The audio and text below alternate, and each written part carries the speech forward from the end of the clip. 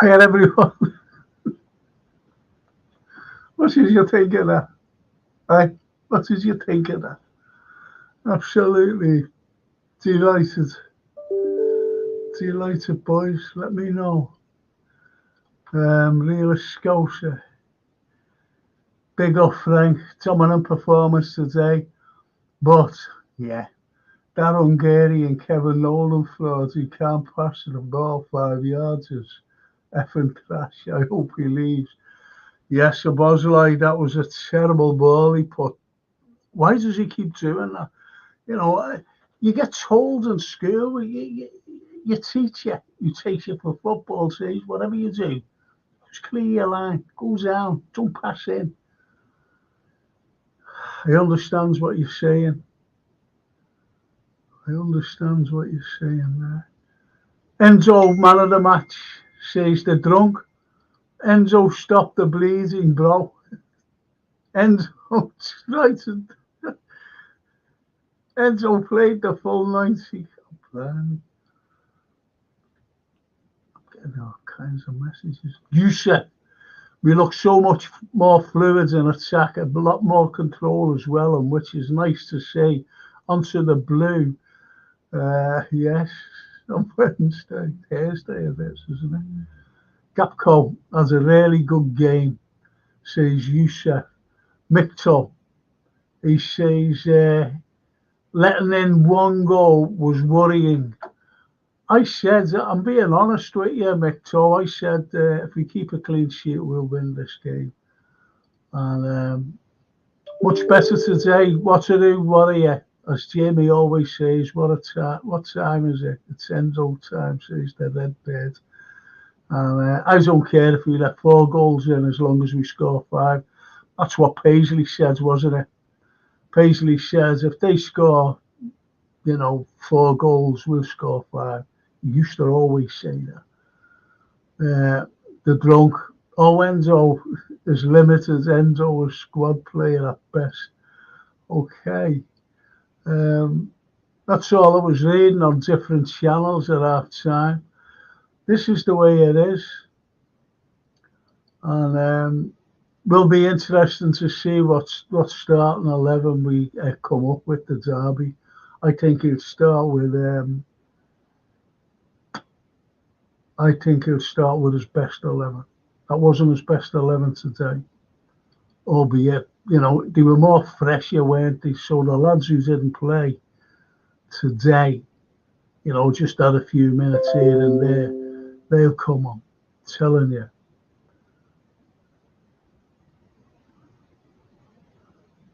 And Chris says, Redbird D9, Enzo was sound, okay, but again, as in almost every game, gets caught on the ball at least once. I hope Stefan B gets a chance. No, he won't. He won't get. Batatic won't get a chance. He hasn't played all season. Can't just throw him in.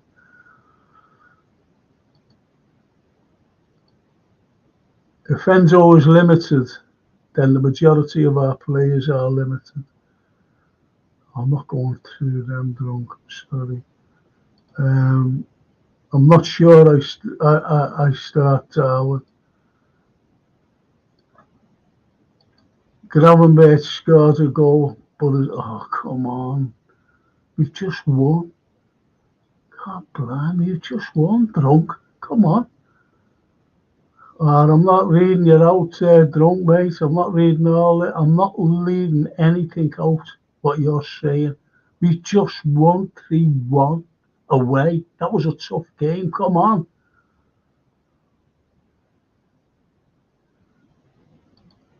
Paul Turner, even a Frank, that was much better. You want to try selling drunk? Very surprised, Adam. Good evening, Frank. Hope you're well. Decent to win today, says Tony. Absolutely. Maxwell, the boy is heartbroken. Go get another. Yeah. Ryan had his best game so far, but probably too loose to cover his defensive duties. Go along with that, actually. Steve, why did Gapco have a good game? Klopp got it right, says Paul, with the team selection today. TW, even and Frank, good 3 points, but phone break crap. So not reading anything into it, just need to keep going. Good point. Red bit, yeah. Dean, more like Reds rotation was needed and paid dividends. 3 points, players rested up the Reds. Absolutely, I totally agree with you. Throughout Endo was good. Yeah, he was, says the bunkers. Bunkers. Hi Frank, great win, says John Conway. Oh, the lovely Jane. Hey Frank and chat. A good result, I did say 3-1, so yeah, you did. You certainly did, sweetheart. Klopp Lindsay's front three. Everton, Nunez, Jota, Salah. Colin Dykes. That's Steve, that. Even though so, he takes in the dot green. Gapco giving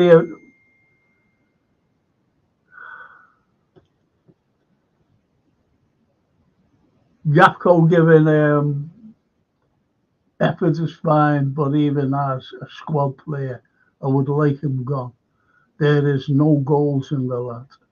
Also, I did feel we need to get some better defenders in the summer. Well, Anfield, you're right. He has a good shot though, Gakpo, didn't he? Which that Leno just, got a cracking answer it, tipped it over. Well, he got his fingertips to it, tipped it over the bar. That would have been a cracking goal. But you're right. You're right. Great daft, Frank. As I wished. Believe in the lads. You never walk alone. Absolutely. We've got to believe in them till the end.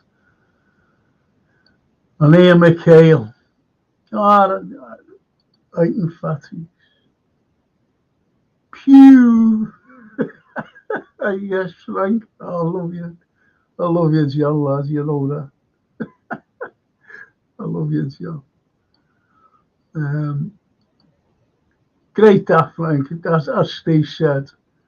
All right, everyone, Ian. This is Ian McHale. Great win today. That was exactly what we needed. Fresh legs with the changes helped us massively.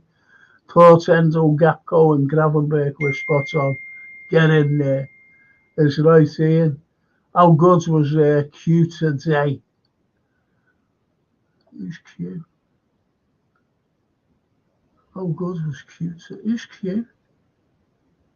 Gravenberg took his goal well. He needed that. Really pleased for him, says Paul Tierney. Pleased for everyone.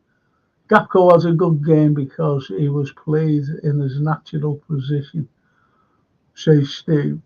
I'm just so relieved they showed they wanted a result. That's a great comment. That's a great comment, Hugh. It really is. It really is a great comment. I know loads of lads who went down there today. They go everywhere. These lads go. I remember them going to bloody Russia once. Russia. And we were in the Champions League a few years ago. Russia, of all places. God blimey, putting the shirt on before it's all over the place. Give me a minute. Give me a minute. Jesus. I thought, oh, sorry here, people. Just all over the place here. I'm going to go. I'm going to bring in Lee. Hiya, Lee. Can't hear you.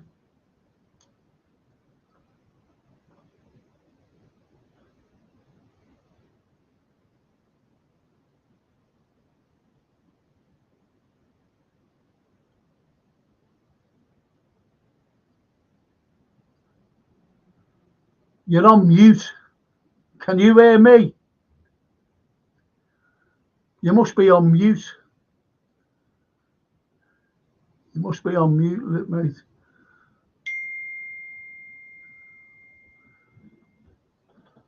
Hang on a minute. JK sent a message.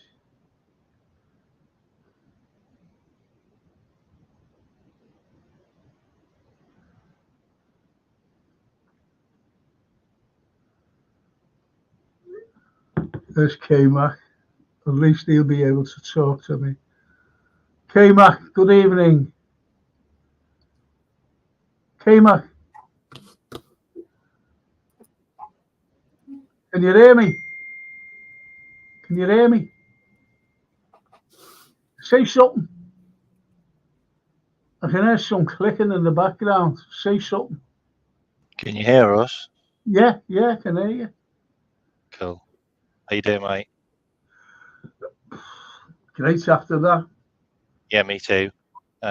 More like it, innit? It's interesting, isn't it, that that Klopp drops a few players and we put more effort in, doesn't it? Yeah. Makes you wonder why that's not been done before. Like, it kind of works. Like, you're playing crap, you get dropped. The new guys come in and they work hard, and then you bring the guys on who let you down in the first place, and they look absolute dog shit.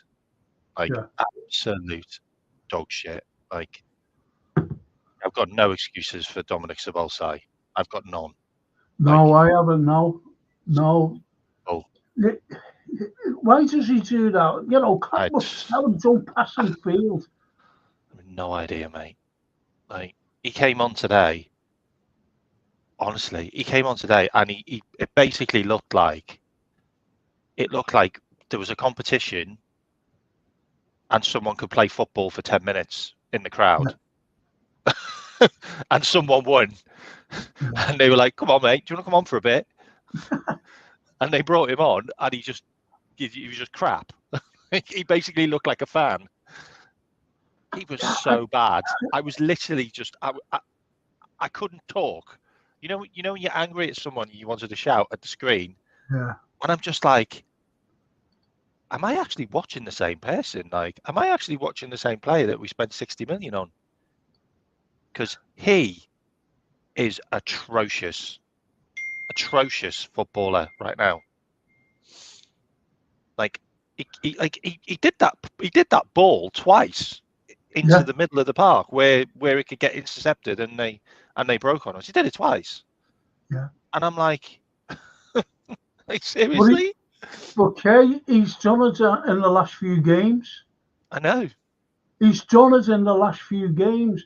You know, I don't like criticising players. I really don't, especially after we won. But that could have been so different. The first one when he put it, you know, God blimey. That could have been 3-2. That could have been 3-2 with 15 minutes to go, by the way. Yeah. And the game is literally a training match. Like Fulham just didn't care. Like, they were just like, yeah, whatever. Like, you know what I mean? They just weren't really bothered. But if you gave them a sniff, then they'd be like, oh, okay. They're like, okay, we can get an equaliser here. But they're don't you think that they are the mistakes that we've been making? In the last month or two. Sure. Yeah. Yeah, I can hear you now. Like, great. You're really loud. What did you think? Oh, blimey, can I ask you a question? What did you think of the game? Good. I was pleased. I was buzzing that we're back. We've got 2 wins in a row away from home, and we're up for the derby, aren't we? Everybody well up for the derby, aren't we? Bring it on. Yeah. Bring it on. Yeah. Because, before the game, we were always saying, weren't we, a couple of weeks ago, before the Atalanta game at Anfield, and we were on this winning streak, and we were looking at the fixtures, and people were actually saying one of the toughest games that we've got to go to is Craven Cottage. Am I right, K-Mac? 100%. I thought this would be the banana skin. And I've got to be honest, when I seen that lineup of Gapco, Gravenberch and Trent, and I thought they were all going to play down the right-hand side, I was like, oh, God. Now, you got well, there's a little known fact about Craven Cottage. John Craven, who used to do John Craven's news round, used to live at Craven Cottage, mate. He did. Honestly, that's what I heard. No word of a lie. John Craven from John Craven's News Round on the BBC used to live at Craven Cottage. Remember this dog? There was like Shepherd's dog, and there was other fellas from Blue Peter and that. Remember him? I love buzzing off childhood stuff now. I'm getting on a bit. Like, I love looking at it and buzzing off it. I mean, to be honest, today it was like chicken cottage. Well, What was I going to say? What was I saying? Bloody hell! He completely threw me off now. no, he always does. He always does. Is Ali? Yeah. Ali. So, so that lineup, when I see Gravenberch, bloody hell, Lee. When I see Gravenberch, Trent, and Gapco, I just thought, oh my God, we're going to get rinsed on the right hand side, because they've got what's the name there? They got Andy Robinson, who just bombs up and down all day long. But he played Gapco on the left, and he played Gravenberch on the left, and Elliott played on the right, and Diaz played on the right, and Diaz looked good. Diaz looked up for it, like really up for this game, and that's what you need. Like, you need to start the game with effort. You need to start the game fast, and you need to start the game with players that are just going to run down blind alleys and just literally just take the game to the opposition straight away. And that's what we just haven't done enough this season. We haven't started games fast. We haven't started games wanting to really get in the opposition's face. And we could have scored within like the first second minute. We did start slow earlier in the season and managed to come back when we went behind, but that just stopped, You didn't never it? let anyone finish, Lee. You've got to let people finish. I was almost finished. And we nearly took the lead through a really good Trent cross, by the way, and a cracking header by Diaz, but it just went wide. But yes, that's what we need to do more. And I just thought putting him on the right was just a really good bit of management, and switching Gapco over to the left. Like, Gapco had the best game I've seen him have in a red shirt for me. He was everywhere. He was really good today. He got so many pelters and people's in groups and chats and that. But I thought he had a good game, and he just needs to score a goal now. Like, score a goal, gets his confidence up, and he looks like a decent left-sided player. Like, for us. Sorry, I'm done. well, Yusuf says Fulham fans booing Elliott when he played for them when he was 16. Pathetic tin pot. I've said that to you before. I've said that to you before. I don't understand booing the player. The thing about it, though, he wasn't a Fulham youth team player. Yeah. he didn't even come from their ranks. They signed him. Yeah. So it's like you're booing a guy that came from, I think he came from QPR, by the way, or someone like that. But like, you're booing a guy that's not even one of your own. I'm going to bring in JK. JK. You know. Big up, JK. Bless him. Hope you cool guys, yeah? Was you scared when Jota's goal was being checked, the 3-1 goal? I thought it's some level of fake VAR power, like by him, the Emperor from Star Wars, mate, the evil guess it was him. I was thinking it'd probably be him on VAR or something, but it wasn't. I don't know who it was. He's contemplating that. Now, it's good to see the team realising they're in a title race, you know, after so long. That second half was the way we've sort of played this season on good times, you know. Looking at the team and stuff, I'm not too excited, but I thought, you know what, we've got nothing to lose. We've got a good bench if anything happens and stuff. But all in all, the players sort of grew into the game. Jota, Elliott, everyone, you know. And this is what we're always going on about Endo. A fit Endo is the reason why we play good. And it's just that one position where we never, ever spend big on. I've always said we needed 2 top DNs for this season alone. Maybe the third, you know. And we just gambled on Endo, you know. Take it off. What are you saying, Lee? If Amarin came in, imagine if he just thought, I'll have Palina, and just, even though he's like 30 or something next year, I'm not bothered. He'd have about 3 good years in our team, that Palina, if we bought him. And he wouldn't be as much money now. Just get him. Yeah, but he'll get sent off. He gets loads of yellow cards. He's like getting 13. booked. He's got the most yellow cards in the season. Doesn't get sent off an awful lot though. He'd be getting sent off. If he played for Liverpool, he'd be getting sent off every other week. I'm telling you now. Maybe. Because the referees look for excuses for our lads. Yeah, you must know that. True. And he'd be sent off all the time because he gives silly fouls away. He really does. He was lucky to be on the pitch today, never mind. He was. Lucky, Very bro. lucky. Yeah. Bless up the people in the comments. Yep. That second foul, which he got a yellow card for on Jota, and then obviously Trent scored the first goal. Yeah. He did one before that, which was probably a yellow card as well. He did, yeah. He did. What did he are? Is there a thing, lads? I know it's a bit early for it, like, but Richard Hutchinson says match player rating and man of the match. Is it a bit too early for that? No. Let's go for it. Let's jump headlong into this one. Well, go ahead. Go on then. Okay. I'll start. Alisson, I give Alisson like a 7. Out of 10. Yeah, because he's back. He's back and he looks like more himself. That goal we conceded was too easy, though. I'm still gutted that we're conceding goals that way. It didn't take anything special. It just come over. Robbo nudged someone who went flying for some unfathomable reason. And then it just come back in the mix and we were done. It was like, oh, that was too easy, mate. It was a hopeful ball over from the wing. It wasn't like on someone's head or anything. And then it just got recycled and it was in. It was like, what? I didn't know if we had the balls to come back from it after what's happened recently, but we sure did. Okay. Is that Brian? How are you, Frank? Yeah. Oh, brilliant. How you doing, bro? What would you give Alisson? I'll go around the panel here. What would you give Alisson for his performance out of 10? Oh yeah, likely. Just hello to JK, K-Mac, Easy, bro. everyone. 7. Yeah, I go with 7. Yeah. Okay. Yeah. JK, what would you give Alisson?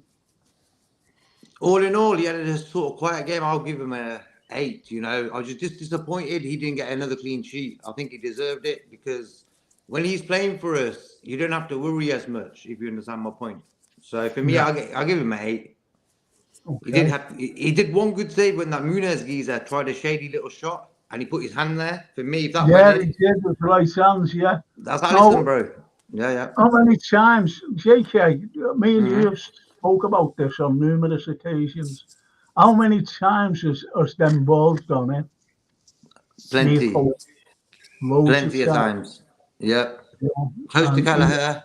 That's the sort of shots Carlyle sometimes lets in. Got close to him, and Alisson, top save, bro. You know. I like K-Mac. Good to see him back, isn't it? Good to see him back. It's reassuring to see him between the sticks. I'm going to take it off if you stop. I'm just going to K-Mac. K-Mac, what's your? I was about to bring that up, JK. I thought that was a really good save, and that was also a save that would have put them 2-1 up. By the way, yes. That would have put them in the lead, and I can guarantee a couple of other goalkeepers that might have gone past them.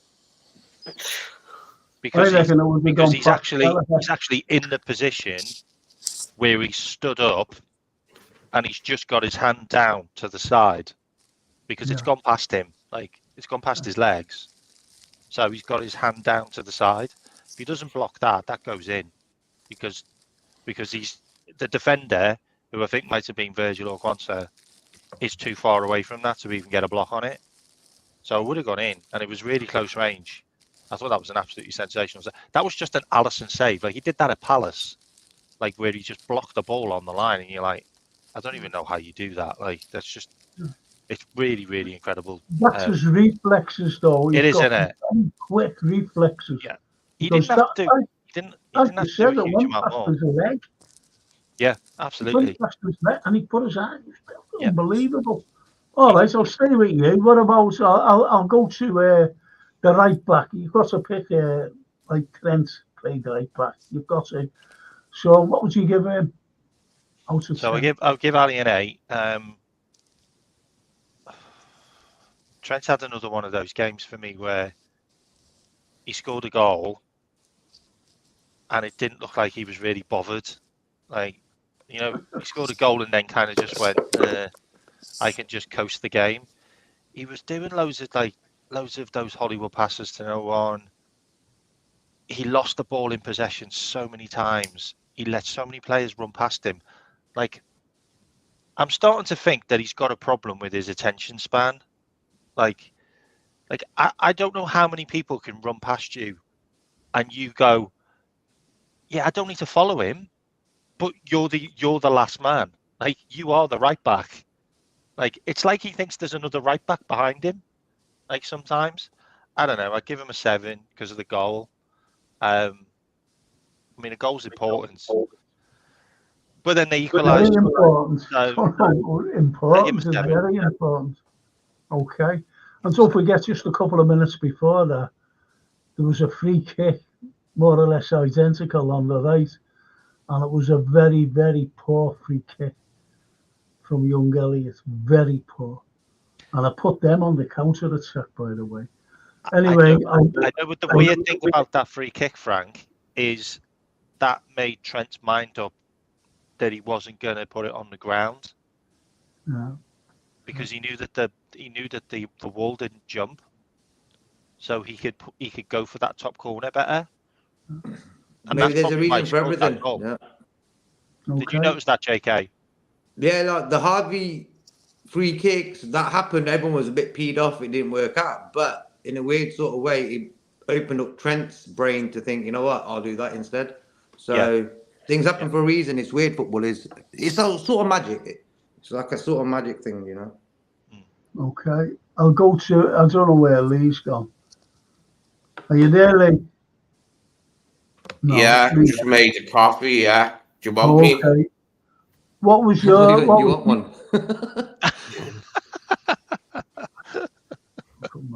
That'll be the future. You can pass the brew through the screen. There you go, bro.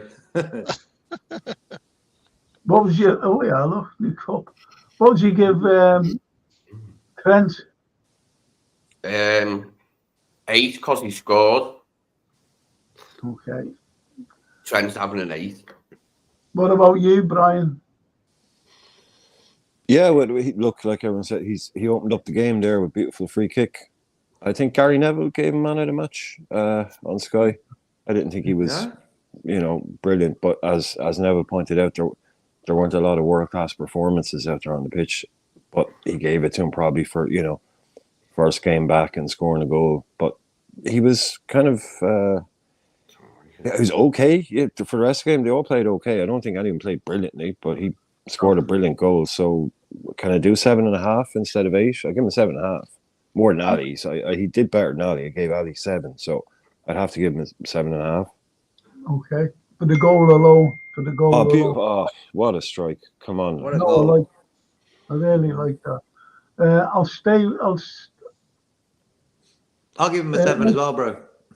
Are you giving a 7? Yeah. Yeah, I'll give him a 7. I just think he lacks what Gerrard had, that urgency button, a bit more of that in his game. If he had that, for me, he's world class. But he just lacks that.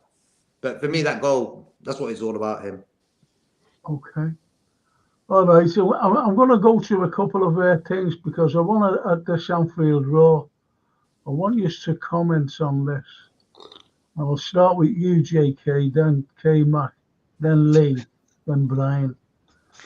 I don't know what's the matter with Szoboszlai, but central midfielder, he is not.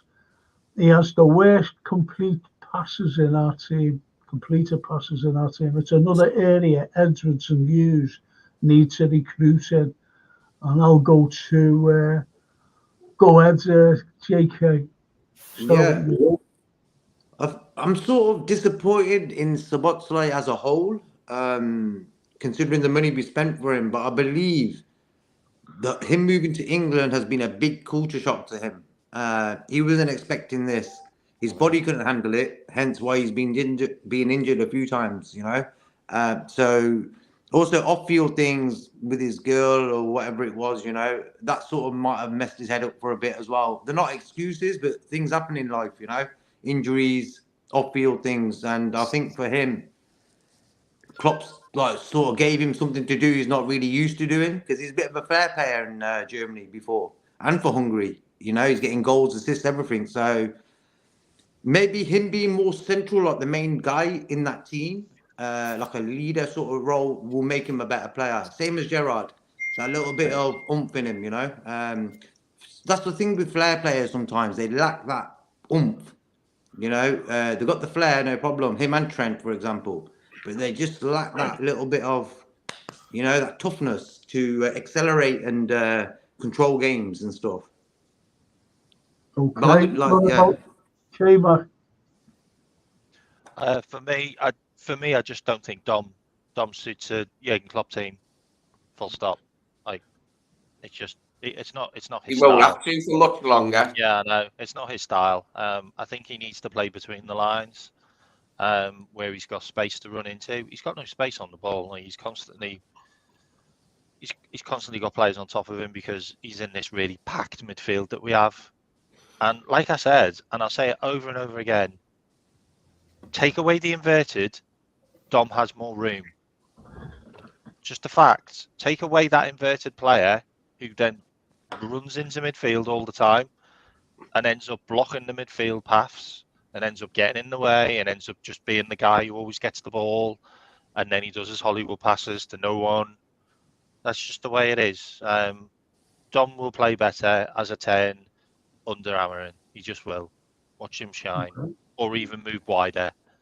But right now, I just think he needs taken out of the team. Right now, he's going to let us down. He's going to let us down. Okay. All right, Lee. Szoboszlai. Yeah, I think he's going to have a great future, but under the new manager, like playing differently. The new manager's going to appreciate what he is and where to play him, and it'll go swimmingly from that point on. So anything you've got to say about him being crap, I suppose, you're entitled to say as a Liverpool fan. But I don't see that. I just see somebody who hasn't really fitted the style of play that he's been brought into, and somebody who will do great things, I reckon, in a Liverpool shirt. But I hope so anyway, because he looks the best of the stunning, like, you know what I mean? And he moves well, and he's got a great shot, great pens, good free kicks, good corners. It's just good if he can get going in it, and I've still got faith in him. I'm not saying, like, I've heard some outrageous stuff, some prime ridiculousness from people about him, like, but yeah, I'm game for that. Like, I say daft things sometimes about players as well, like.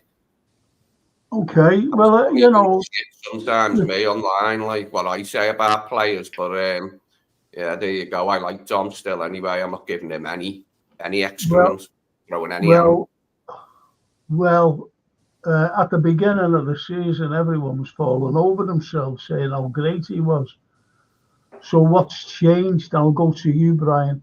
What's changed about his play today? Not just today, but I mean lately. Szoboszlai, as I said, you know, at the beginning of the season, everybody was drooling over him. So what's changed? Is it positions? Is it, you know, orders from the bench? I don't know. What's your take on it? Well, I was one of those people at the beginning of the season. I was saying things like, he's 22. He looks like he's about 26. He looks like he's been playing in the league for 4 or 5 years. He looked like he just walked in. He was bossing the place. Didn't look out of place. Looked like he knew what he was doing straight away.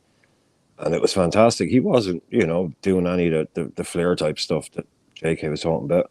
But he came in kind of like a house on fire. But I know there is off the field stuff. And obviously you're a young kid moving to a new country, living on your own, living in a hotel, all those things. But to me, just sort of from a basic point of view, it looks like he came in running on adrenaline, running on kind of determination to prove himself, you know, get straight into it. And I think he's just run out of steam now. I think it's literally just, it's been a long season. We've been playing game after game after game. And I think he's just kind of hit the wall, as they say. You know, I just, to me, that just looking at it on the most basic level, I'd say he just came in and he's run his marathon, and he didn't time it right. He's knackered before the end, kind of thing. But I can only agree with what the lad said. Obviously a new manager means new everything. But I think of all the players that are currently in our squad, the one that we'll see a most different version of under the new manager is Szoboszlai. I'd agree with the lads are saying there. Good. That's a great comment. I'm just going to go through a couple here because I want to ask you one of the lads here what he comes out with. And Gary Rigby says the hate comments were flying on Redmen TV. It really pisses me off. It never stops. That's why I don't look at that particular channel, to be honest. Richard Hutchinson, Klopp and players look tired, making mistakes, broken, fatigue. Look all over the place. Some players out of form and inconsistent. Richard, we've just won 3-1. This is a good team. That was probably a Really pre-game. good team we just beat. Like, they're a good team. That was probably a pre-game message he wrote. Yeah, He must have read his message. Yeah, they must have read it. I thought, Can I chime in? I think the highest Szoboszlai's stock was after the Villa game at Anfield when he scored that one from the corner that come out and he hit it left-footed, dead low, a daisy cutter. And in the comment sections and everywhere, people were effusive in their praise, and he was outshining McAllister at that point. People were going, whoa. And I was buzzing myself, like, but it is his first season. Don't forget that, like, it's his first season, and it can be a. And he had an injury as well. He had a bad injury. Don't forget. And he was out for a while. Was Szoboszlai. Doesn't help, does it, with the rhythm? But I agree with you, to be honest. When this new manager comes in, I think he'll be playing in the position that he's used to. Playing for Hungary, because he is. I don't care what anyone says. He's a very, very good player. He really is. But I'm fed up with him passing those stupid little passes, and that's got to stop. That has to stop. And Neil Broderick says, "What's the lad's thoughts on dropping Mo today?" Unfortunately, his bad form has come at a critical time for us. And I'm going straight to you, Brian. Well, you were on the show. I know you were in the chat last night on 12-Man show, and like I was calling for changes up front. Yeah. That's all I wanted was I wanted Gakpo to start. I wanted Jota to start. I wanted Darwin benched. I wanted Diaz benched. But then we were doing a kind of a predicting in terms of what we thought Klopp would do. And of all the players that I thought that might get dropped, I didn't have Mo penciled in for it. I was surprised massively at like the amount of changes that came out of there today. I was shocked when I saw that team. Like he really went for it. I was like, hang on a minute, where is everyone? And they're all on the bench. So that was a big call to bench Mo today. And it was putting the faith in the other people. And I think that's what needed to happen. I think maybe that could have happened a game or two ago. Maybe that might have helped, but they weren't all fit then. But the boys that came in did a brilliant job, in terms of putting away their chances. Gakpo got an assist, Jota got a goal. They contributed. They didn't, we weren't amazing, but they didn't let us down. So, yeah, it just says to Mo that, sometimes it doesn't just say it to Mo, it says it to everybody else. Nobody's untouchable. Everybody's droppable. Okay. No, JK, I'm calling you'll be last. Lee, I'm going to JK on that. Yeah, I think like today, I've always said Gakpo left, Diaz right, and whoever in the middle works better for us, And I think Klopp sort of learned from bringing Trent back too quick, and then he getting re-injured again. He sort of slowed it down. Like Endo didn't have nothing to do with Thursday.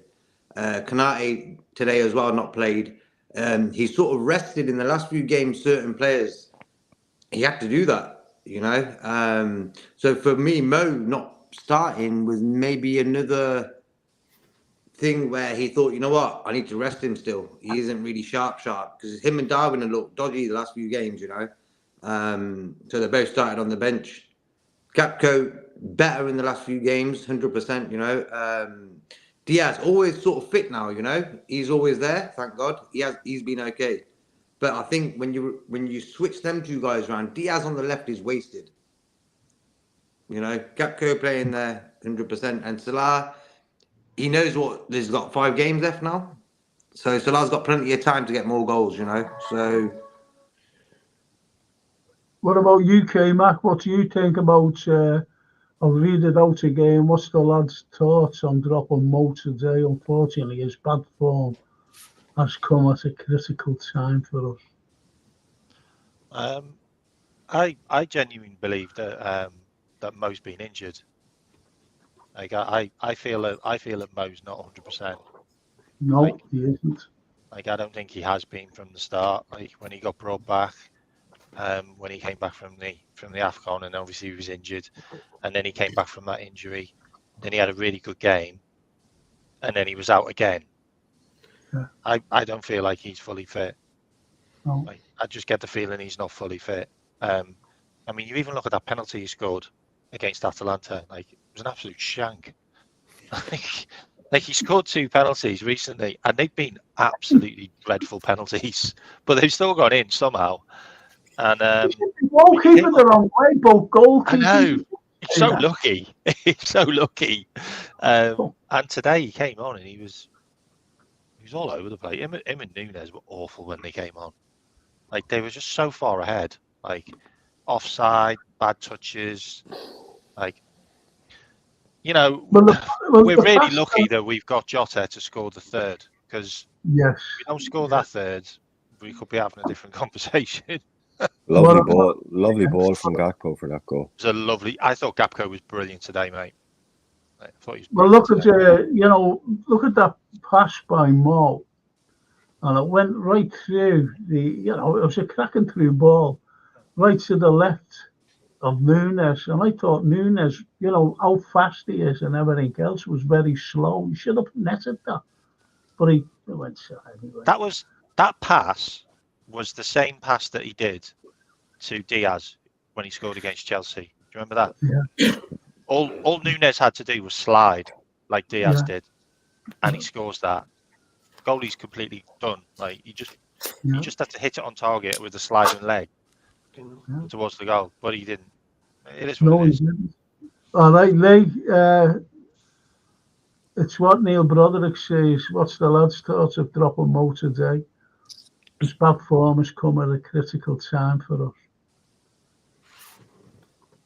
As far as I'm concerned, Mo Salah or Darwin Nunez, either of them has to score from the bench to get back in the starting 11. They don't deserve to get back in the starting 11 without scoring from one of their sub-appearances. They would not be going back in after letting us down in recent games. McAllister can come back in with Endo, and maybe Jones can come back in the derby. Jones, Maka and Endo.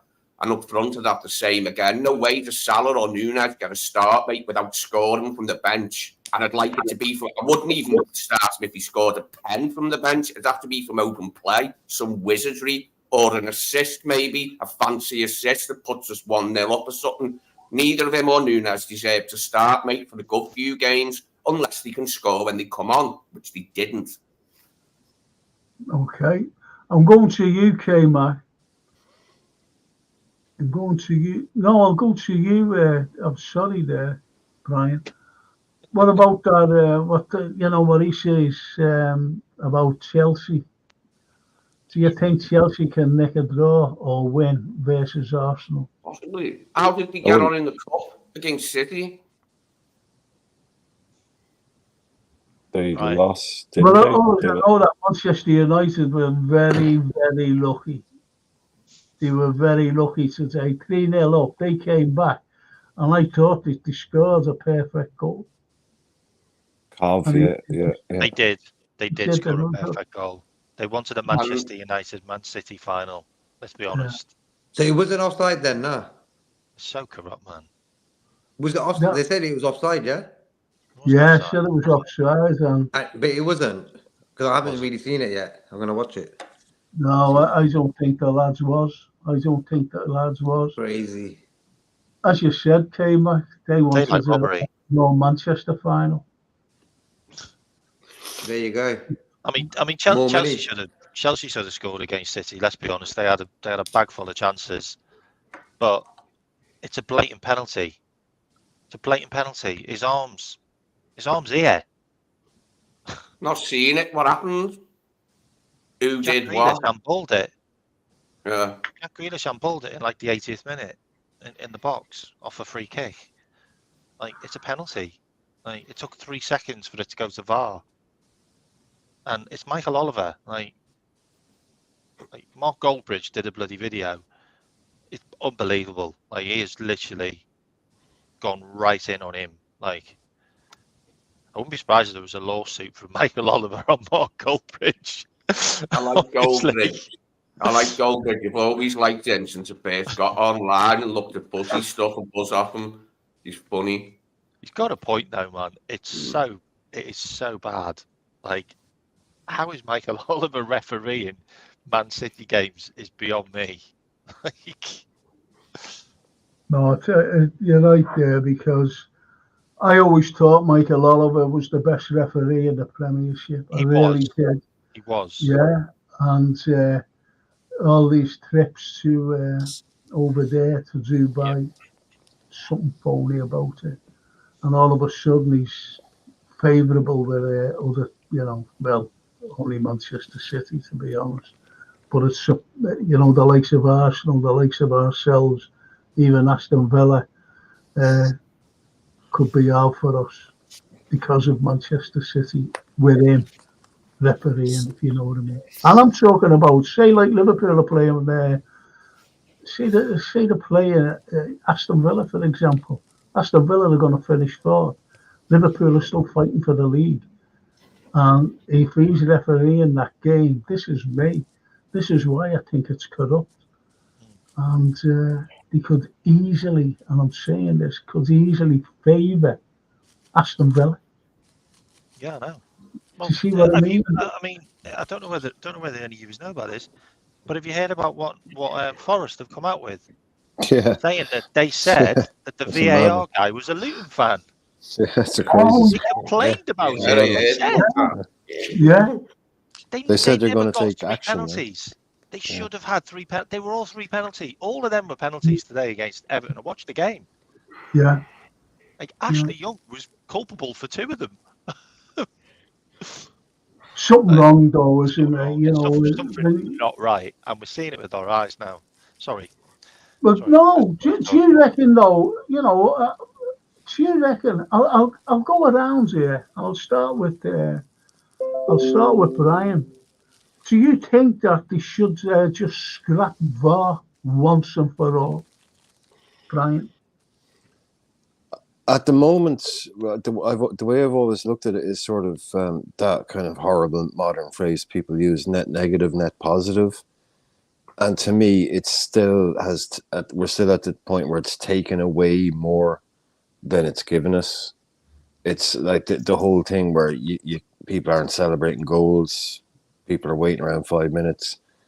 The amount of nonsense that's going on, time being wasted for the amount of decisions. Like, I remember the whole people were complaining about, kind of in a joking way, saying, "Oh, well, if VAR comes in, we'll have nothing to talk about down in the pub on Monday because they'll get all the decisions right. There'll be no more wrong decisions." It was like, yeah, right. How's that worked out? Now there's people talking about refereeing decisions even more.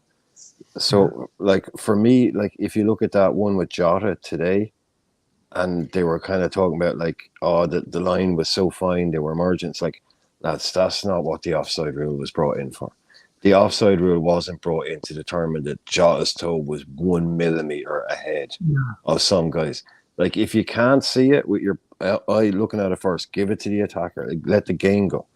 I don't want to see guys looking at lines for 5 minutes and then the judging, because he's got a size 12, he's going to be offside. So for me right now, I like the line, the stuff like the goal line technology. If you can bring in some kind of automatic offside that just tells you straight away. But all these 3 guys sitting, what's the difference between a ref on a pitch and 3 guys sitting in a room? VAR isn't anything. It's just 3 people looking at a TV screen. It's not a technology. VAR is just 3 guys looking at a TV screen. It hasn't changed anything. They still get their decisions wrong. So, yeah, right now, I'd scrap it. Okay. What about you, Jay? JK? I've been saying as soon as the Diaz thing happened, I said, you know what? We don't need this in our game because you know why? Because when a goal goes in, that feeling for the next 3 seconds is what football is all about.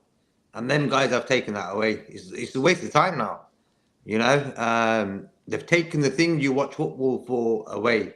So for me, a football fan base as a whole, don't matter what team you support, need to sort of get together and sort of get rid of VAR at the game. We don't need it. Okay. K-Mac. For me, it must feel weird being a footballer because you score a goal, you celebrate, and then you stand there and wait. Like, what is all that about? Like, that's just weird. Like, it's now got to a stage where we don't know what handball is. We don't know what offside is. We don't know what intent or what being out of control is. Like, we don't know any of these rules anymore. Like, we just don't because when a referee sees it on the pitch, it's then a couple of blokes in a booth watching it on a TV camera who then determine whether it is or it isn't. And the biggest problem out of all of it is those people that determine whether it is or it isn't are also referees, and they shouldn't be referees. They should be someone who is completely out of the loop and no affiliation whatsoever to do with the officials on the pitch. So they should be ex-footballers or some other form of people but have no connection with referees. Because why are you going to say to your mate, you got it wrong? Like, how many times do you turn around and go to your mate, you know what, you got it wrong, but millions of people are going to find out that you did. Yeah. Yeah. You know what I mean? It's just a bad system. It's always set up to fail if it's run the way it is. So you either make it AI, completely automated, so it's a computer that decides, and then you go, okay, yeah, fine. If a computer decides, a computer decides. Like, who are you going to complain against? The person who created the computer? No, You know what I I mean? think that's a good point. It's like tennis, you know, Wimbledon, where the ball is out or it's just on the line. And it's given, you know, because they have that technology where it pings or whatever. And I think it should be more like that if they're going to keep VAR. But I just want to. They use that technology, Frank. They use Hawkeye. Yeah, Hawkeye. Yeah. On the goal line. Yeah, that's the goal. But they don't use it anywhere else. Yeah. Which is daft. All right, Lee, your turn. You know, I was saying I've been watching that Unbelievable with Dan Aykroyd and other ones like of a similar nature about like freak accidents and stuff. There was a tennis linesman when they used to sit on a chair and judge, and someone, Stefan Edberg, served and it bounced, hit him between the legs really, really hard, and he fell off his chair and then had a heart attack and died. Tennis linesman because the ball hit him in the spuds. He fell off his chair, had a heart attack and died, poor man.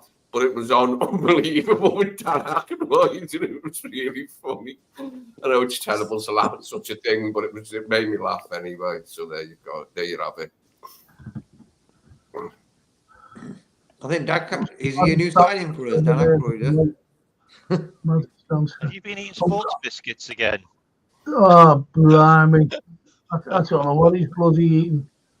I don't know what's in that coffee. But anyway, I'm going to you, K-Mac, on this. Would you sell Luis Diaz to Barcelona for 75? Mo Salah to Saudi for 75? With the money, buy some players, says Richard Hutchinson. No, I mean, God, what happened to you, Richard, man? We just won 3-1. Everything's Nancy negative. Yeah. I mean, to be fair, if Diaz plays the way he plays for the first 20 minutes in every game, then keep him, play him. Like he basically gets us up the pitch and wakes us up for the first 15 minutes of the game, which we haven't been awake in the first 15 minutes of any game this season. Salah only leaves if Salah wants to leave. Like he's only going to go if Salah wants to go. Like he's not going to get sold like without him wanting to leave. Like why would you sell your best player? Like he scores all your goals and all your assists. Like seriously, like he's having a couple of bad games.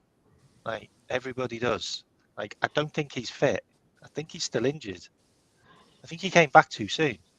Like that's what I feel like. I feel like he's carrying a knock or something.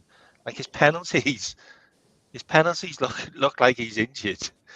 Like Diaz, I mean, if they off, I think 107 million is how much they've said they'll take for Diaz. I read it today. So if someone doesn't offer over 100 million for Diaz, then Edwards isn't going to sell him. Edwards doesn't sell players cheap. We all know that. We got 25 million for Dominik Szoboszlai. Anyway, Chris Tick says, Richard Hutchinson, I would rather sell Henry and the board. Anyway, what about you, Brian? What about you? You know, would you sell Salah, you know, and the other fella Diaz? I wouldn't sell Diaz, I'm being honest, and I wouldn't sell Salah. I wouldn't sell them, and that's me. That's just my opinion. You can slag me off as much as you want, but I think Diaz, I think he's good, and the things he went through, he had a bad injury. His dad was kidnapped, you know, and he went through a traumatic. And I'll tell you another thing about Szoboszlai. He's going through a heavy thing over his, you know, his romantic life, and it does affect people. Of course, that's, yeah. Do you know his live wire? His name was? Go on. Her name was Fanny. Sorry. Fanny Szoboszlai? No, she had a I think her name was Fanny Fart. Go away. I'm not having that. But anyway, this is a good Catholic show, you know. Anyway, you'll have us clutching our Bibles in a minute, mate. All right. Well, sorry. I wouldn't push either of them out the door, Frank. Either I wouldn't. But I think if a 75 million offer came in for Diaz, I think they'd do business. At that money, I think they would let him go. Now that's 75 million pounds, right? So that would be probably nearly 100 million euro for some. I think if someone did show up with that kind of money for him, but with the small money, as we've all talked about over and over, the small contract he's on, I wouldn't be surprised if something happens with him this summer, i.e. a big new deal, or you know, his dad's been talking about wanting to play for Barcelona. I wouldn't be at all surprised if something happens there. And with that kind of money, 27, 28-year-olds, I think FSG are probably snapping a hand off. Oh, really. Well, that's I'm glad you said that, Brian. I'm made up you said that, because it's the owners. Oh, yeah. It's the owners that want to sell. They see money, and that's the problem. That is the problem. They've been nearly doubling their money there. Somebody who's older than Diaz, a forward that's older than Diaz, and he's meant to be going to a special place where they have lots of money. So we should let him go there and spend a lot of money on 2 new centre-halves for the new season to go with Quansah and BBJ. Okay. I've already forgotten about Ibu virtually. Like, if we can get shut of him to PSG for what we paid, I would. I wouldn't, even if we didn't make a bean and just got 36 back, I'd go, yeah, there you go. French international currently playing by... Sick of the fitness record. We want players that are fit. So I'd have Diamandi and Inacio. And I'd have Polina as well to come in, and someone to replace Mo. Well, that's 4 players out of the team. Jesus. Yeah, exactly. A joint top. If you could imagine in 1 year, you know, and like 9, 10 players leaving, you know, and I'm talking about players that are pivotal to the club. If you've got luck last season with the likes of Henderson and Milner and the rest of the fellas, They were pivotal then, supposedly, anyway. But you can't sell too many, in my opinion. And Scottish Bird, Brian, he says, we can't be selling players that's only been here for a season. So he's talking about Szoboszlai and Gravenberch. And most probably Gapco as well. Yeah, you'd give him that because he came into January, didn't you? You'd basically well, he's only been over a year. Yeah, I'd give him. Yeah, I always say for a younger player, say 21, 22, new country and all that, I'd say 2 seasons and you'll see the best of them. Maybe if it's say a guy you bring in from another Premier League club, a Premier experience, and they're not doing it after a season, you might have a different kind of conversation. But new people, like you say, all this stuff about private lives that we don't know about. Some of these guys move over, their families don't follow them for months. You've got to give them a year. Coming to a Klopp system, a league like all these guys will tell you, there's nothing on earth like the Premier League. You think you played football, you think you've run hard. Until you get to the Premier League, it's like it goes up a level. So they have to, all these things they have to come to terms with, and then you can see. But for some of these guys, they've come in and just as they're kind of getting their feet under the table a little bit, boom, you've got a new manager coming in. So it's clean slate for everyone now from that point as well. So you've also got kind of a restart because Szoboszlai is only probably getting used to Klopp, and next thing you know, he's coming out and saying him off. So that's going to be difficult for some of those players to. Not saying they only signed for the manager; they never said they signed for the club, but they brought in.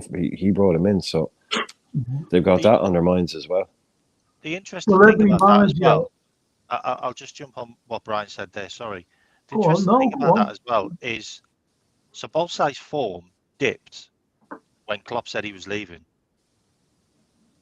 That could be a massive factor in his mentality, like his own psychological.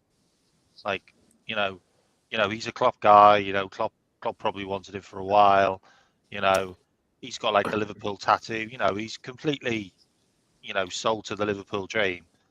Arrives at the club. A couple of months later, the guy who he absolutely adores turns around and says he's leaving. Yeah. He's like, Jesus Christ, what's going to happen to me? Like, what about Gravenberch? Like he was chasing Klopp, chased Gravenberch for 2 years. Yep. Finally gets him, and now he's off. Yeah. And Szoboszlai and Klopp both speak German with each other as well. So that's a connection there as well.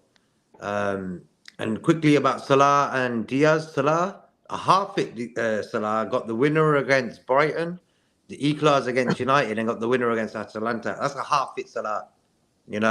Money-wise, he's a perfect FSG sort of guy to get sold. But what we bought him and what we can sell him for is perfect, and the wages as well, And with Diaz is the only guy we can go to when we're under pressure. Give him the ball, he'll run. Everyone else gets in shape. He's been our best forward. Like Jota's been out. Diaz has been carrying us on his own, him and Gapco, So for me, Diaz, if the money's sort of good, I can see him being sold as well. Him and Salah. But for me, what they do for the team, Salah this season has got us to this position where we're at now. We can't forget that. Guy's never injured. So him being injured right now, that was like a whack in the face for him. He's not used to just sitting out, and he's used to playing every week, training every week, every day and stuff. So fans need to sort of sometimes see what the players go through, and realise, the guy got injured. Like, chill out a little bit. He's just coming back. Yeah. Did anyone think that Elliott's ball towards the end of the game was the worst ball he'd ever seen played in their entire life when we were through on goal? And he just had to pass to the side with his left foot, and he messed it up. I was like, that's just the worst I've ever seen in my life. See, that's why I think he played well today. He played well today. He did, but that. I disagree with you, lads. I disagree with you. That's why I've always said he's better coming off the bench. Misplaced passes and everything. I don't care what anyone says. That was an awful free kick. And that these just mentioned, that was shocking.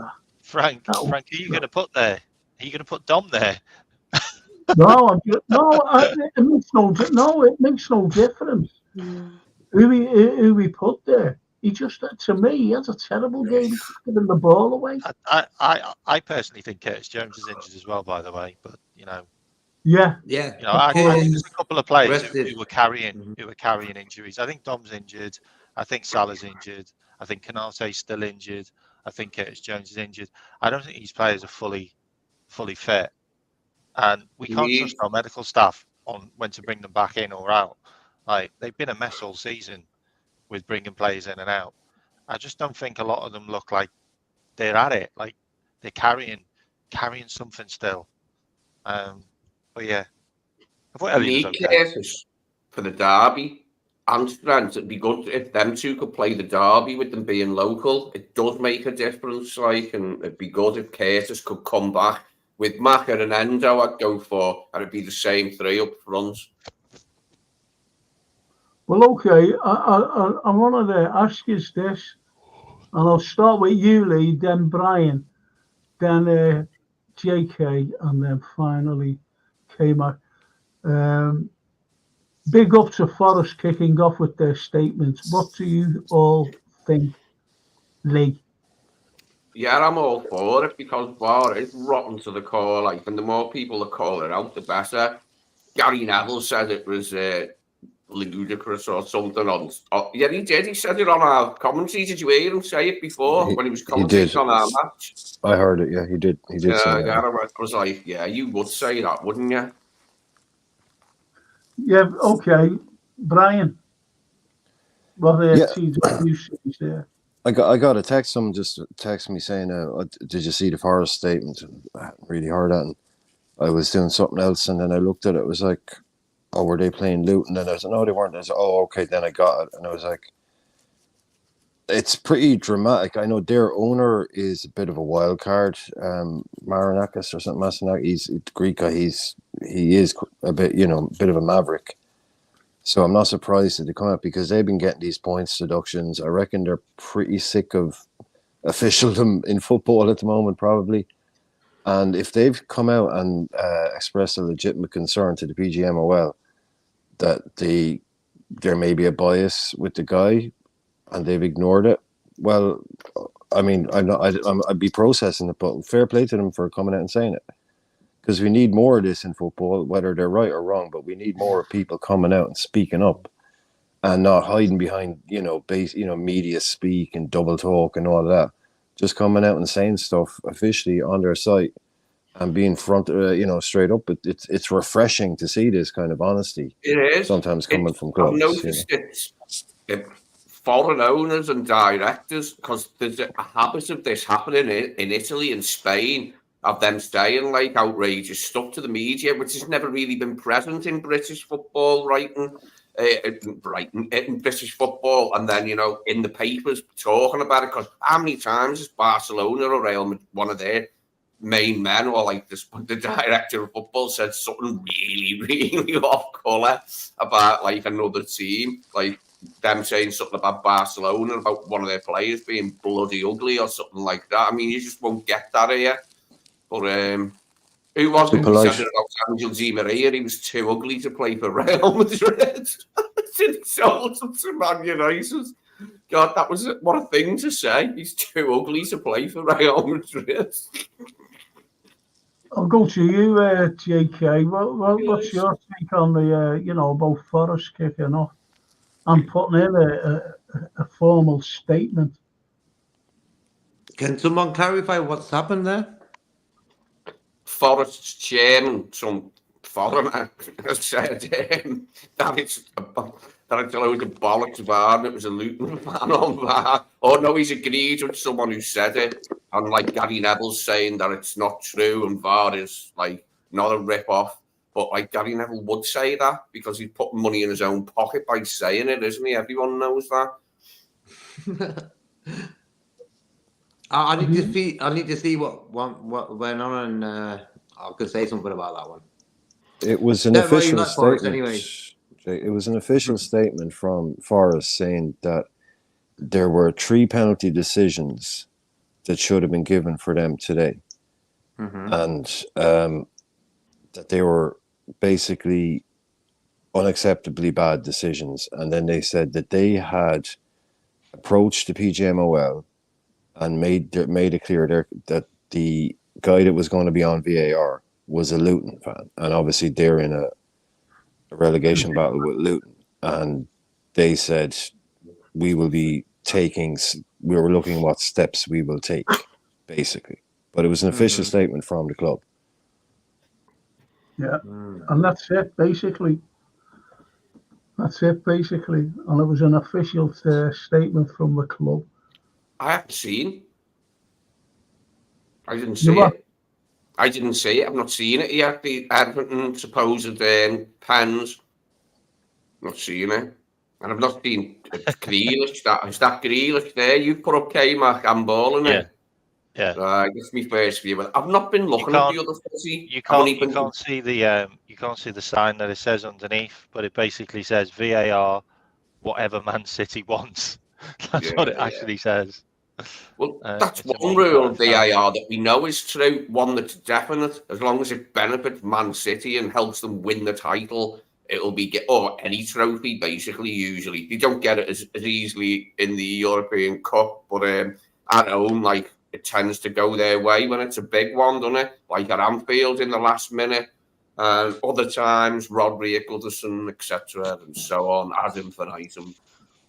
What I don't get with it though is, and this is the bit that Mark Goldbridge talked about, is why isn't anybody talking about it? Like, why hasn't every single club come out and complained about it? Because it's affecting everybody apart from them in the blue. Like, I'd say people are tired and don't believe anything will happen, so they're like, can I be bothered saying anything? Because nothing's going to happen, so we just have to accept it. But it's ruining everybody's... It's ruining football, let's be honest, like, because it's just crap. Like, some of the decisions are just so bad that you're just looking at it thinking, there's something not right here. Like, it's getting so bad that it looks like I am falling out of love with football. I won't go to football matches now because you can't celebrate a goal. You just can't celebrate a goal because you got to wait for some bloke in a porter cabin in bloody wherever, in an industrial park somewhere, to say whether it's a goal or not. It's just what have they done to our game? He could be in a garden shed and being cute for all we know. That's where he could be. Well, anyway, let's carry on, lads. That Anfield Roar comment you got to bring up. That's brilliant. Well, Scottish Bear says, I thought Robertson was man of the match. We can be critics when players don't play well. Robbo played well today. Yeah, I'd give Robbo a good mark. I thought he was good today. More than Robbo we know and want and whatever and that, like, and quite a few of them I was pleased today because I was worried. Even when we were like 3-1, I was worried that they'd get some second goal and then we'd be like worried at the end, you know what I mean? Because it's just been like that lately. We can't keep teams out. I'd love to see us keep a clean sheet at Goodison. That'd be funny if they couldn't even score against us when everybody else can. Well, Colin Dyke says Trent has no discipline, but if that's what he's doing, instructed to do, then, you know, and don't forget, they are instructed where to play and what to do. And Stevie says, John, the best position is as a number 10. A number 10, when fit and injury free. That's what he says. And Steve 25, he says Szoboszlai is currently out of his depth. Hopefully, he will adapt to such a big club. I don't know, to be captain of your country and play well and score for them. I don't think he's out of his depth, if you know what I mean. He played really well when he signed for us, so that I don't think he's got an issue with him with his talent. Like, I just feel like there's other There's other reasons. I There think must so. be other reasons, you know. He'll be Besides fine. getting injured. He's cooked. Besides getting He's injured. cooked. And Anfield Road, as a midfielder, Szoboszlai cannot pass. He is a high attacking midfielder, not a central midfielder. Yeah, there's where you're out there, you know. So the lads know, and they're going on about Dom actually. As the Scottish Spurs says, funny, Dom was Liverpool best player in the first few months of the season. Liverpool was not playing intensive then. He's been wasted by Klopp. It's Dom's bird, Woes. His bird is the Yoko Ono of our players' wives and girlfriends. And Richard Hutchinson, I'm not taking any notice of you. Richard Hutchinson says Alisson 8, Robertson 6'5", Trent 8, Quansah 6'5", Verge 7, Enzo 7'5", Gravenberch 8, Elliott 7, Diaz 7'5", Jota 8, Gakpo 7.5, and the subs Nunez 6, Salah 6, Szoboszlai 4.5, and Gomez 6, McAllister 6'5". Man of the match, Trent. That's what he says anyway. That's brilliant. That. Well, what about Lee Wizkid? Even if Frank and panel and chat, that was better. A step in the right direction. Hope all's well and good. Be back shortly after I've been to the offie. Says Lee Wizkid. To the offie. I haven't heard that in ages. He's such a scouser. Just a man. And the Anfield Road, listen lads, just like Anfield Road, his ratings 7.5 for Ali, Robertson 7, Trenton 8, Quansah 7, Virgil 7, Enzo 7.5, Gravenberch 6.5, Elliott 6, Diaz 6, Jota 8, Gakpo 6.5. The subs Nunez 5, Salah 5, Szoboszlai 4, Gomez 5, McAllister 5, and Trent was man of the match. So a lot has been picking Trent as man of the match there, boys. I'm not having Sobo picked by two people as our lowest scoring performer. I put Salah and Nunez lower than Szoboszlai. They've been here longer and they were crap, the two of them. Mate, I'd give Salah and Nunez a 3 for their sub appearances and give the extra 2 to Dom so we can have a 6. Put that onto his 4. Take 1 off Nunez and Salah each, or even 2. Dom was like a fan that got dragged off the got dragged out of the crowd. He was so badly. You need to watch him back, mate. He was a. I'd be lucky if he got a 4 for me. I think he was a 3. He was terrible. Well, Peter Davis says, my lads were down where at Fulham today, Frank, and they said Szoboszlai, Salah and Nunez walked straight down the tunnel, never clapped the away fans. But I'm sure I seen Slobo clapping them. For Salah and Nunez not to put us 4-1 up with that jazz at the end, because we need the goal difference, that jazz at the end. How did we not score there? What was that about? We can lose 1 mark each just for that alone. Yeah. Well, as Bonkers says, next season I worry about Szoboszlai if he don't play well. And Chris Dick says, got through another difficult game. 3-1 and still in the mix, considering no real recovery time. Travel back from Bergamo, travel down to London, the lads. And no one's brought that up. I think that's a great comment. Nobody's brought that up. What's it they have? 72 hours or something, we didn't complain like Pep did. No, exactly. And the Anfield Road. I'd like to ask the panel, this Klopp press is not what it was in our trophy years. Right, trophy years. So why is it our players are always rotated? Does anyone know if we have had the same 11 2 games in a row? JK, have we had two successive 11 players, same players in 2 games on the trot, back to back? Yeah, but them injuries doesn't give you a flow, you know. Like if you ever played football yourself, you realise when you sprain your ankle, for the next month you're not playing the best, you know.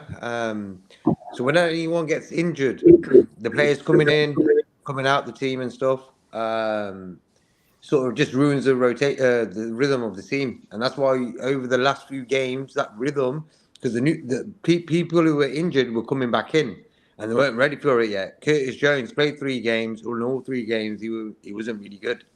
So that definitely messes us up, and I think when you compare us to Man City and Arsenal had barely any injuries compared to us guys, and I know you'd get no points for that or whatever, but that's the sort of things we've had to handle this year anyway. Okay. I'll go to you after this, Kmart, then Lee, then Brian. But just let me say these here, please. We need to start remaining games with today's front 3. Get right back to that. Says TW there. Anfield Road, I asked the question as Pep bemoaned fixture list, but City players are playing. Is it a case of ours not wanting to play, or is it a case of our staff are not managing these guys good enough? And Steve Evans, dodgy 5 minutes into first half. Rest was great, and if we had our pass and finishing heads on properly, we'd have had 6 today. Save that for them bitter on 10. So getting back to what, does anyone, right to you, K-Mac, please. Does anyone know if we have had the same 11 2 games in a row? Has he gone? No, I just switched my camera off because No. it's not. No, picking okay. me up. No, I hope it's not because I hope it's not because I joined. I'm just joking. I'm joking, King. Big up. Verse 12. It's my camera's playing up. I don't know what's going on. Oh, I got you. Yeah, it's an interesting one because have we had consecutive good performances from the start on 11? Probably not for a while because we chop and change so much. And you know, I understand the whole rotation piece, but Arsenal really haven't rotated at all this season, and they're ahead of us. We switch our back 4 rounds so much, which isn't a good thing to do, by the way. You try and keep your back 4 together the whole time. We're always taking out forwards and swapping them around, which can't help the whole way we play. You know, Diaz hasn't started the game on the right hand side all season, so that was something new. I don't think I've seen Harvey Elliott play many games from the start as the right midfielder, so that's something new. I don't think Gapco's played a Premier League game this season as he started on the left hand side, so that's something new. So it's just a case of try and keep something together, and try and keep a rhythm going, because that's what it's all about. But the way it is right now for me is it doesn't really matter. You just need to win games now, and we just need to keep the pace. So whatever happens really is what happens now. But under the new manager next season, I think things will be a lot different. I think things will be a lot different. Amarin likes to keep his team together and play them a lot. Right. Okay. What about you there? Would you go along 12 with what K-Max just said? So I didn't hear the initial question, but okay. Does anyone know if we have had the same 11 to It's on the screen. same 11 Oh, two there's a games? question on the screen. Okay, I didn't know you were addressing that one. Okay. I'd like to ask, so why is it our players are always rotated? So I personally think that it was very interesting to see our club go or Jurgen go with the number of changes or another number of players that got into the lineup today. However, I do say that the fact that we're going to be playing 3 games in a 7-day span most likely was something that he kept in mind as to he's going to have to rotate at some point, at some place. He's going to have to rotate. And considering all 3 of these games are on the road, there's really no perfect place to really do it. But so rather than wait, I guess he just decided to rip the Band-Aid off now and kind of try to prove a point. I think that the players that got the opportunities made the most of the opportunity today. And, and we now have that Everton match, which is going to be, you throw form out the window somewhat when it comes to Everton, because you're going to have a, smackdown, drag out fight with them, regardless of whether it's home or away. And with that said, I don't think it was too ridiculous. It was definitely the number was like, I think the number was the largest number of players that he's like brought into the lineup in his career at Liverpool, but for a Premier League game at least. But it goes to show you that this team needed a little bit of like the smack that you see James Milner give or used to give to some of the players. Like they really needed the smack in the back of the head, which we see BBD do sometimes, and they needed to recognize that this window of opportunity is slowly closing. So it's about making the most of what we have. And that's why I think we're going to see the rotation.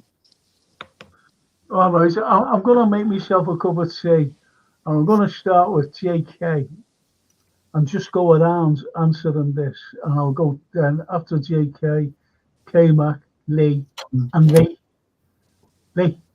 Jump in. After K-Mac finishes, just come in. Yeah. Then Brian, then the 12th. And here's the comment. Nunez is not a Liverpool player. 85 million wasted. Gapco was outstanding today. Trent just ridiculous. Elliot from the start just doesn't work anymore. And I'll start with you. Go ahead, Tim. Trent. Have fun with that one, huh? Have fun with that. I think, you know what, bro? When people get injured and have off-field things that go on in their life, I think sometimes fans think these guys are robots, Darwin this season, for me, when he's fit, exciting. The guy's, he's got something in him. He hasn't been fit for a long time, So for me, today, him coming on as a sub again, no problem, I'm in a weird sort of way. I was happy when starting, Gapco, another guy, got him cheap. Hasn't been great. Has his moments. Could have done better. But as the 5th choice in our attack, you can't complain. Elliot, another guy. For me, Elliot, I think he played pretty well today. He's go-between. He gets the ball, passes it, gets the ball, passes it. That's what he does. That's his game, He's a young lad. And if you ever played football before, sometimes your passes go astray. It happens. That's football. But all in all, I'm pretty impressed with Elliot's sort of spirit he has in him, Who's going next? K-Mac? K-Mac? Yeah. K-Mac, what's your thoughts? Yeah, so look, we need to really just be thinking about, the next manager now. Is the next manager going to play Nunez the way he's played now, as like a guy that kind of doesn't really play as a target man, kind of plays as a false 9? Is he really going to play Nunez like that? I don't think so. I think Amarin's going to play Nunez like he plays Goalkeeper, where he gets him to hold the ball up, to bring other players into play, to make those channel runs. And let's be honest, Nunez runs the channels all day long. I think Nunez will be good under Amorim. I really do. I don't think Nunez is fantastic under Klopp. Maybe because he's trying to get him to do a Bobby Firmino type of role where he's not suited to it. He's offside a lot. Is that his fault? I don't know. I feel like under the next manager, he gets a clean slate. 85 million. I don't think that's Nunez's fault for me. Like, Portuguese tax seems to be quite a lot. 65 million, I would say, is probably the price that he was worth for the amount of goals he scored the season before, for the age he was. The add-ons, whether we'll ever get to those add-ons, I don't know. Maybe in a couple of years. I'm not beating him up too much. He scored quite a few goals for us this season, and he's got quite a few assists. And according to the data, he scored the most winners this season, by the way. If he scores the winner against Wolves that wins us the league, are you going to write that again? Who wants to go next? Lee, what's your thoughts? Yeah, I think he does have a future, but a lot of harsh words will be typed against him this summer by fans who aren't having him. And I'm fully prepared to understand why some fans aren't having him. I get it. But I think he has got a future still. He's still young for a striker. And they do get better with age generally, don't they? I'd be looking at selling our oldest attacker, who is Mo, and who's worth money at an old age. Then we can get money for him now. What is he, 32 now?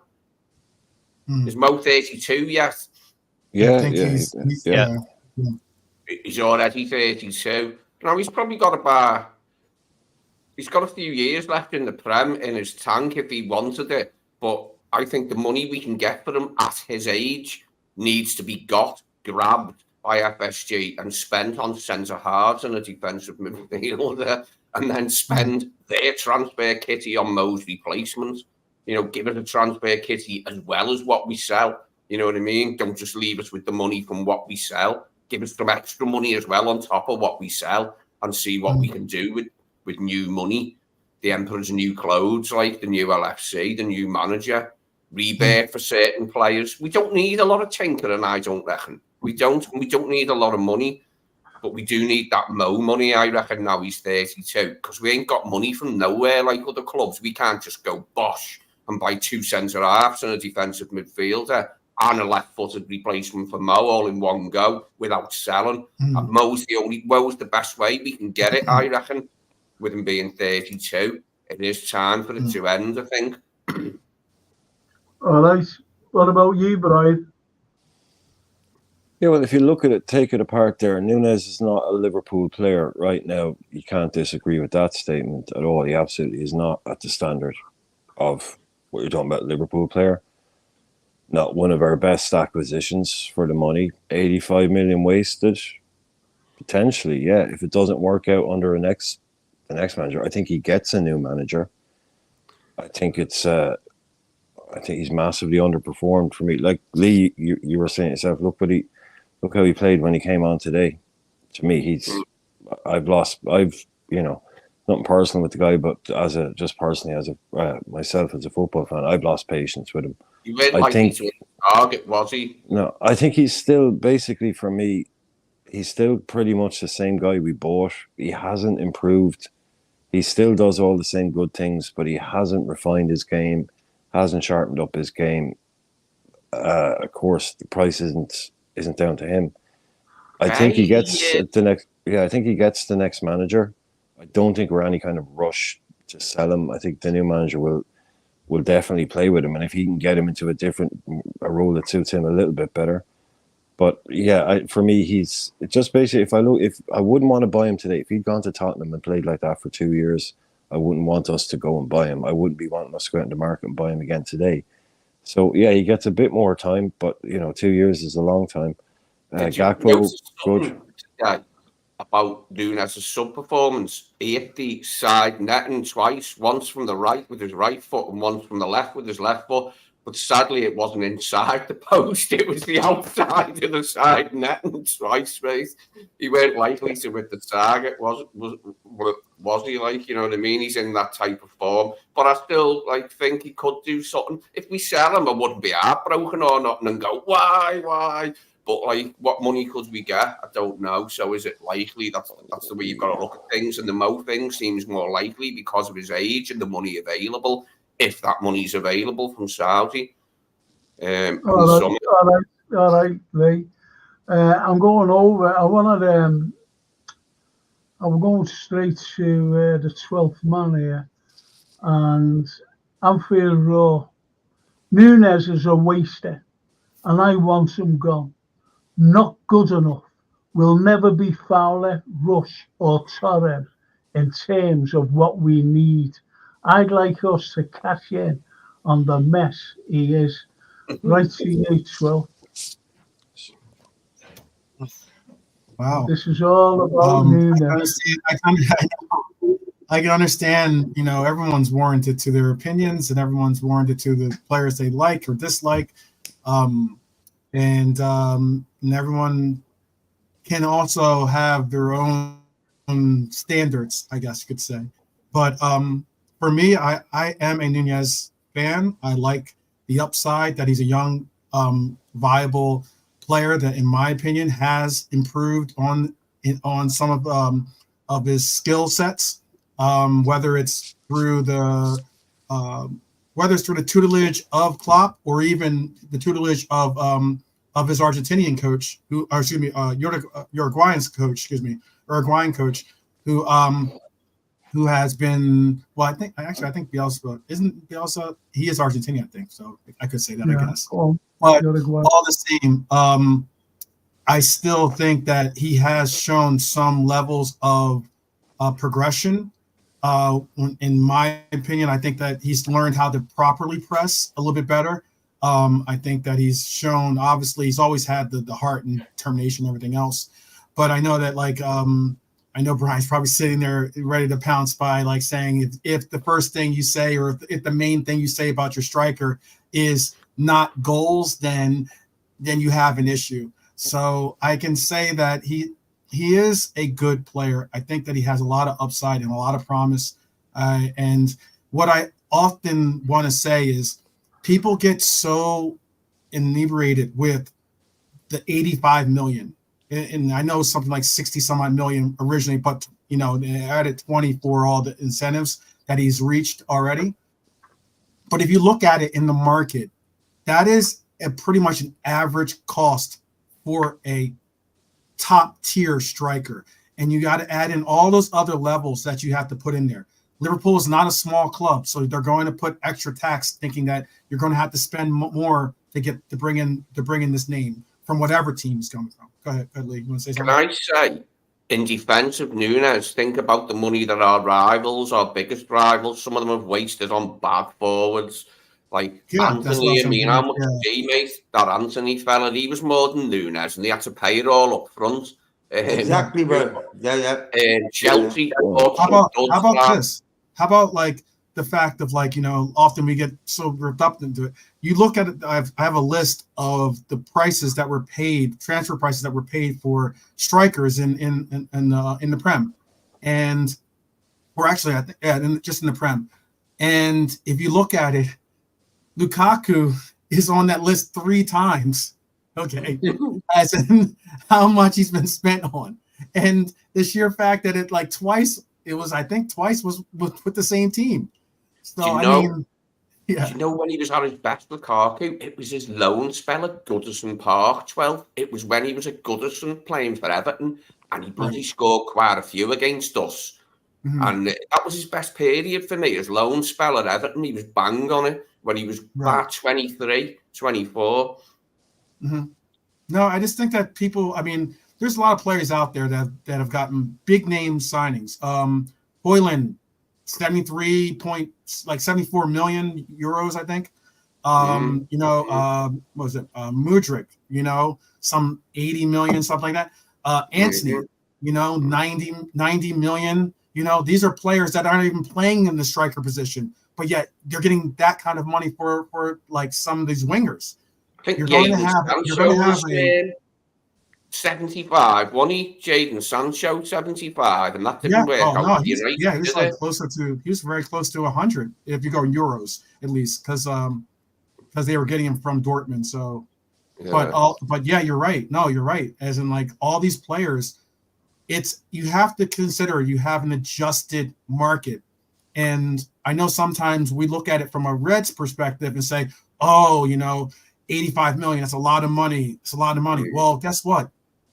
The Red Devils are spending that kind of money. Chelsea's spending that kind of money. Spurs would even spend that kind of money if it was necessary. Yeah. Arsenal has spent that kind of money. Not even on a forward. They're spending on a defensive midfielder. Okay, we were about to spend, like 100+ million on a center defensive midfielder. So I get the concern and all the focus on that, but for me, I think that you have to put it in perspective. In my opinion, you have to broaden it out, don't you, and look at what our rivals are spending in similar positions. I like to look at what they've wasted on forwards rather than saying, oh, Chelsea wasted 80 million on Koulibaly. That's irrelevant. I'm talking about forwards because of Darwin. People saying get rid. He was a waste and he cost a fortune in this. But there's others that have cost more and have had less impact, scored less goals, and made less assists than him. Yeah. So let's maybe still give him a chance. But just quickly on that, for me, the question wasn't like, is the market messed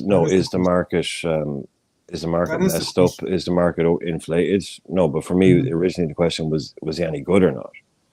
So yeah, look, the market is crazy, but is he up to the standard or not? For me, forget the price tag, forget all that nonsense. Because you buy it, it's like you go to London, a packet of biscuits costs you £5. Over here, it costs you £1. You go buy anything in the Premier League, it's stupid money. So yeah, forget price tag. Was the question is he up to standard? No. For me, at the moment, he doesn't choose how much he costs. Right. So for me, but he's not up to the standard right now. But yeah, you could pay. Yeah, you're paying 100. Declan Rice is good at football. He's not £100 million player, for God's sake. Not. So yeah, we know that's gone to crazy town a long time ago. But to be fair, now I know that Frank probably wants to move on. To be fair, to say that people don't connect the price tag that, again, like as you said, he had nothing to do with. They shouldn't. I'm just saying they shouldn't. Yeah, they do. I know they do. And that's what I'm getting at. Is that I think people a lot of times you measure some of the comments will be measured against his price tag.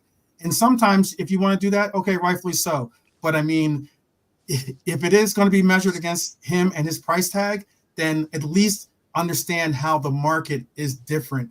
Because I mean, I have a crazy list of players like that. If you look at it from adjusted inflation ways and such, like these prices are actually subpar. Like as in Nunez doesn't even get on that list.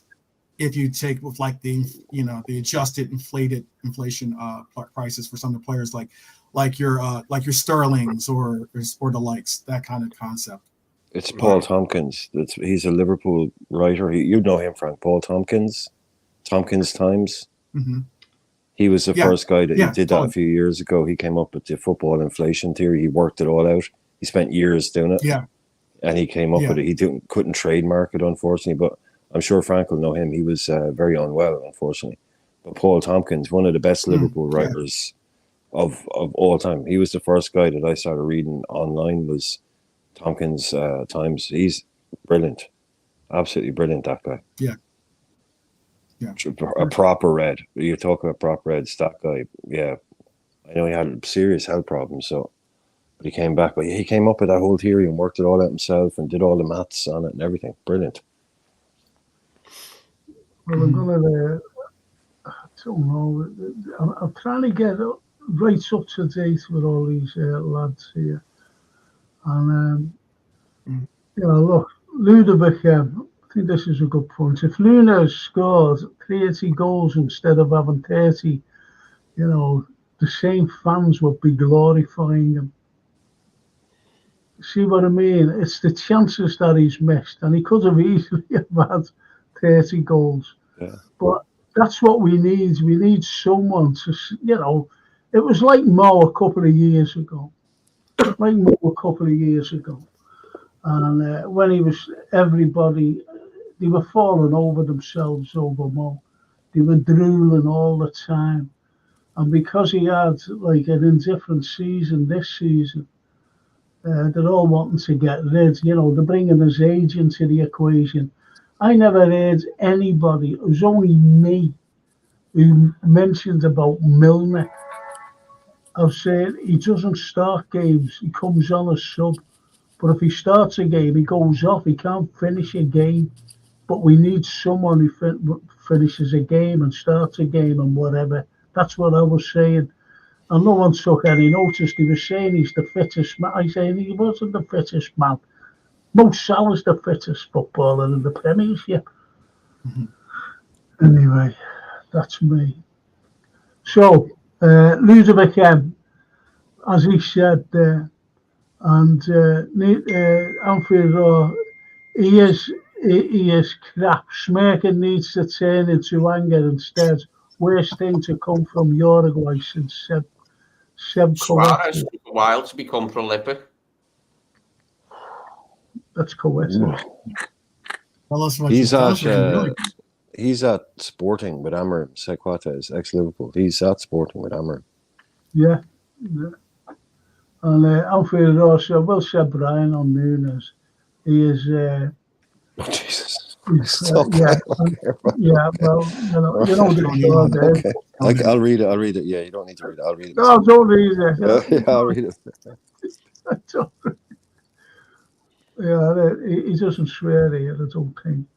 Ludovic Emmy is also shot a ratio conversion of 20%. Chris Wood had 65%. It shows everything for me. You've seen him. Would you say in 2 years he is better than when he first signed? So Ludovic Emma is obviously saying he wants him to stay. He's a great player. And, yeah, so it's, you know, they're all arguing between themselves. And I mean, that's that conversion rate. That conversion rate, I can understand why it can make you disappointed, but you know, it's like saying, you know, I put out this stat earlier in the sense of Cody is actually Cody in all comps is our second most proficient forward. Yeah. And most people probably wouldn't have said that, considering that I know a lot of people, it's not insinuating anyone on the panel or anyone in the chat, is saying that you know, there was a lot of people saying that he's our fifth striker, that he's, I wouldn't, so like under that pretense, would you say he's like our second best striker or second most clinical striker? I don't know, but it's just, I mean, like sometimes that I think that stat could be a little bit misleading. I think someone just deafened me there. Is that you, Lee, with the ping thing? No, not the last one. There was one a minute ago, like a minute ago, and I looked at it. But that's just the Reds gods dinging me for having a good answer. That's all. It's a good answer. Survey said. Here's a good point here, Redbird. Why doesn't no one remember saying we don't play with an out-and-out striker? And this is what we're always saying. We don't play with an out-and-out striker. Mm-hmm. Well, I'm a bit bored of that. I hope the new manager does.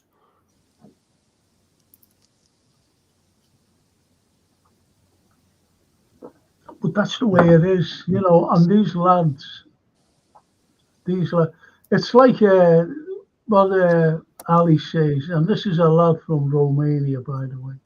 The difference between Cody and Nunez is that Cody is good against small teams, but he is clueless against big teams. Nunez played the same against small teams and big ones.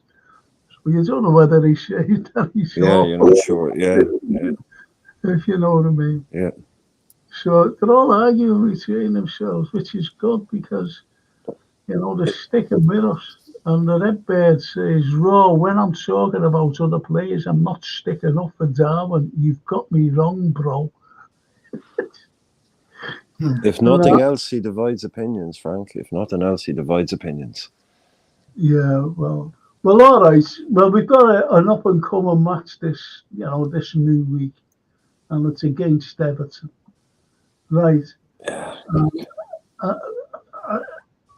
I'll start with you, JK. Who's your front three be against the Ev? Same as today. Jota, Diaz, and Gakpo. Okay. Lee? Front three, did you say? Yeah. Yes. Yeah, it's the same. It's Jota, Diaz on the right, and Gakpo on the left. Okay. Mo or Darwin need to score from the subs bench to get back in the team, and not a penalty either. Okay. What about you, Brian? It's a quick turnaround, isn't it? And it's a big game. So if Jota is good to go, he'll keep his place. I think it's a tough one. I don't want to drop anyone or do it, but they played after a while. It's a quick turnaround. So keep Jota in the middle if he's good to go. Put Diaz back on the left, and he'll bring Mo back in on the right. So yeah, Diaz, Jota, Mo Salah. Okay. Go ahead, 12th. Your front three. My front three is for Everton would be the most notable name that I'm going to definitely start would be Diaz. It's very difficult to turn your back on Cody right at the moment, considering how well he's playing. And then I think, unfortunately for us, Salah will start. And I say unfortunately because I think that Salah hasn't necessarily warranted the starts, but because he's Mo Salah, he's going to get the start. So, yeah, that'll be my front three. Okay. I just want to answer Ludovic M here. Torres that scored 2 goals for Chelsea and sold out Liverpool. He didn't sell out Liverpool, lad. He didn't sell out Liverpool, believe me. Believe me. He was forced out the door so that Kamori could buy Andy Carroll. That's what it was, lad. So don't say he sold out Liverpool. He didn't. I know the score. And Ali Nunez left wing, Jota centre forward, and Diaz right wing. Why not Jota as good as centre forward? Why not Jota as good as centre forward? There you have that. And I don't think Jota has a great game, but he does what he usually does, score. He's the best finisher we have. Would you agree with that, 12th man? He's certainly in the running. I think that another person in the running is Cody. Cody, when he's dialed in, especially, can be very, very accurate with his shots. And I think he has a unique was the center of gravity where as in the pivot that he takes and the amount of force that he's usually able to put on a strike is definitely good. So yeah, I'd say either Diego or Cody. Well, a lot of comments before was saying about Cody and he's not good enough. That's what they're saying. Well, I'd say if you're to do one of those kind of, shooting, say, those games they do on TV sometimes with footballers doing shooting practice and that, I think, Jota might be kind of level with a few of them. Gakpo probably class, Nunez probably deadly. But actually, who I trust to actually do it on the pitch, I think Jota, it would be that guy. I think Jota is our most clinical in games. Like, these guys are all top quality. They can all bury in the bottom corner. Yeah. But I think Jota is the guy that in a game situation where he only gets maybe 1 or 1.5 chances. Not saying he's always going to score, but for me, he's the one that at the moment, I think who knows if Gakpo played every week, I reckon he might be up there. But but Nunez in. But for me, he's the guy that I'd be banking on in a game a little bit more if. But in terms of finishing, Gakpo, I said it a while ago. I think his ability to find the bottom corner is obvious, and it's a really good skill. Like he's a good finisher, but just in a big game in a moment, I'm still going down with Jota. He did play well today. I admit that. He played very well indeed, and he has a shot there from outside the area. And that goalkeeper, Neto, whatever his maiden name is, it was a fantastic save, got his fingertips to it. Yeah, great save, Leno, yeah. That would have been a great goal. A great goal. But, I think we're talking as though we've lost the game or drawn the game and we're out the race, the title race. And we're top. We're joint top. We're joint top. We are joint top.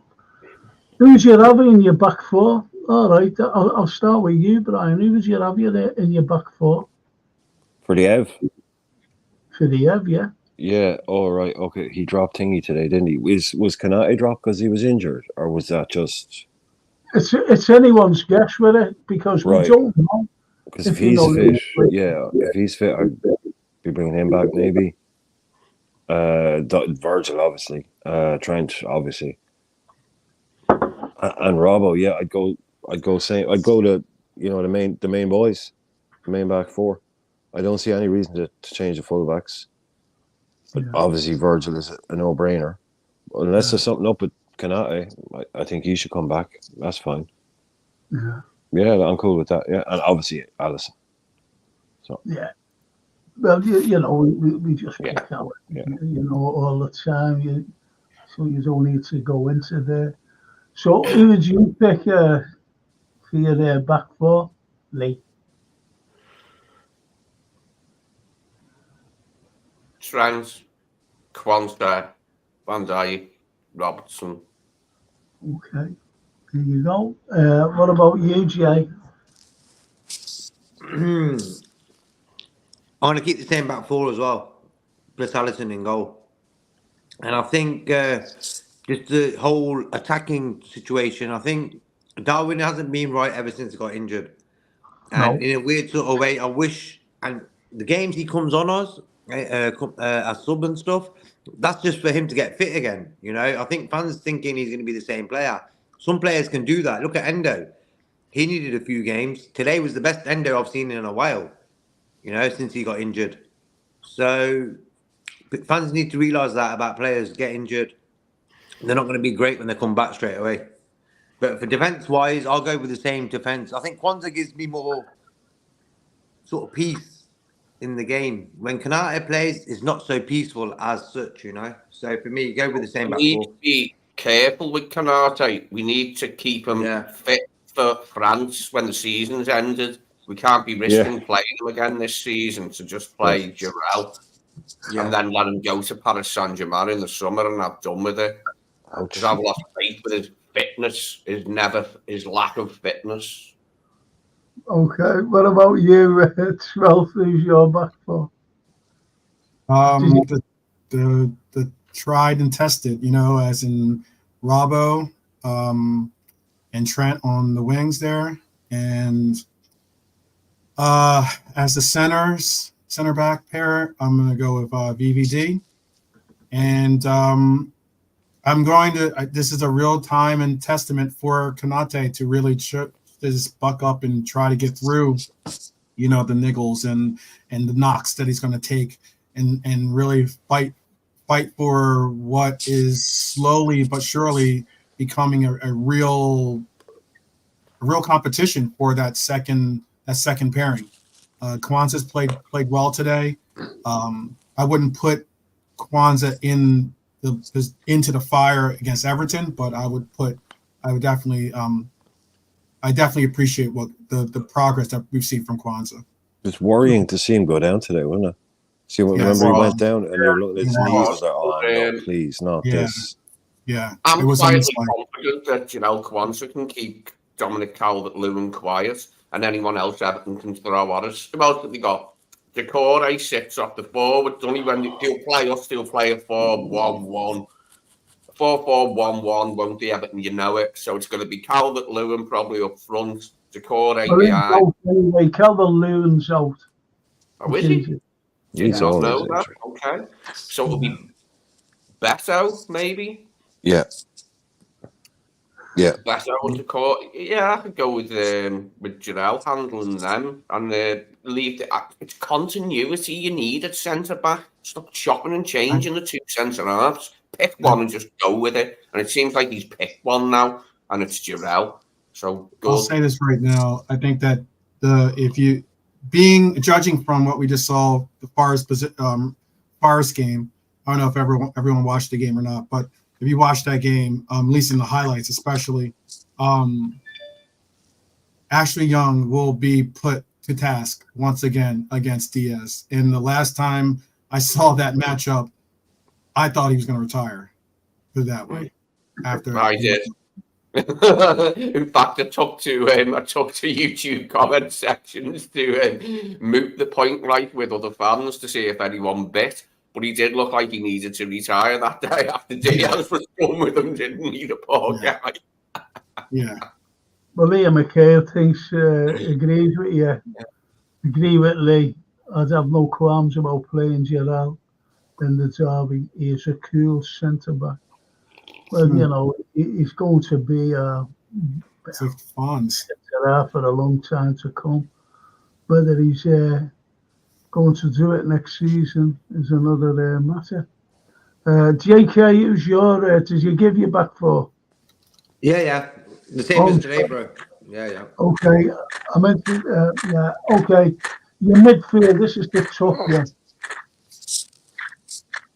The soldiers are marching. I know. I said I can hear that. Yeah. He's writing notes. He's sharpening his pencils, I think. No, he is. He's either scraping cheese or peeling an onion. Go ahead, JK. Who's your midfield? Midfield. Endo, McAllister, and that's the tricky question there. Who's the other guy? You got Curtis, Szoboszlai, Elliott. Pick your three. I can't pick one out of them three. But for me, the occasion is the derby, Merseyside derby. So I'm gonna go Endo, McAllister, Jones. Jones's game to step up and show us what it's all about. Okay, that's good. Lee, who's only your midfield, Lee? Exactly the same. Endo, McAllister, and Jones. I reckon it's our most industrious pick for the derby, which will need industry in midfield, and those three should provide it best of what we've got to offer. Okay, that's a good choice. What about you, 12? Who's your midfield? I don't want to say this because I want to see Dom do well, and I definitely want to see Dom going to have him possibly start this Everton match. Because another player who's almost equally somewhat out of form, or at least at the levels, and that is Jones. I think Jones, because he's a Scouser, because he shouldn't understand the gravity of this game, he should understand the gravity of the rivalry. I start Jones. I definitely start McAllister, and you have to start it. Now we're at a place where Endo is almost a guaranteed start if he's healthy and fit. So I would start that three. Okay, all right. Good choices. Have you picked yours, JK? Yeah. Jones. Perfect game for Jones to step up, bro. Along with McAllister and Endo. I think that's why Jones was rested today, and McAllister maybe for that derby. I think that's why you never seen nothing of Jones coming on resting him up properly, you know. Jonesy's playing the derby, mate. I know it. Yeah, Him, yeah. McAllister and Endo. That's going to be the midfield. I know It it. is. Mhm. I know it. Do you know what? I'm going to digress here. I'm going to digress. I always thought like Herbert Lom's brother, great name, great shooter to come on.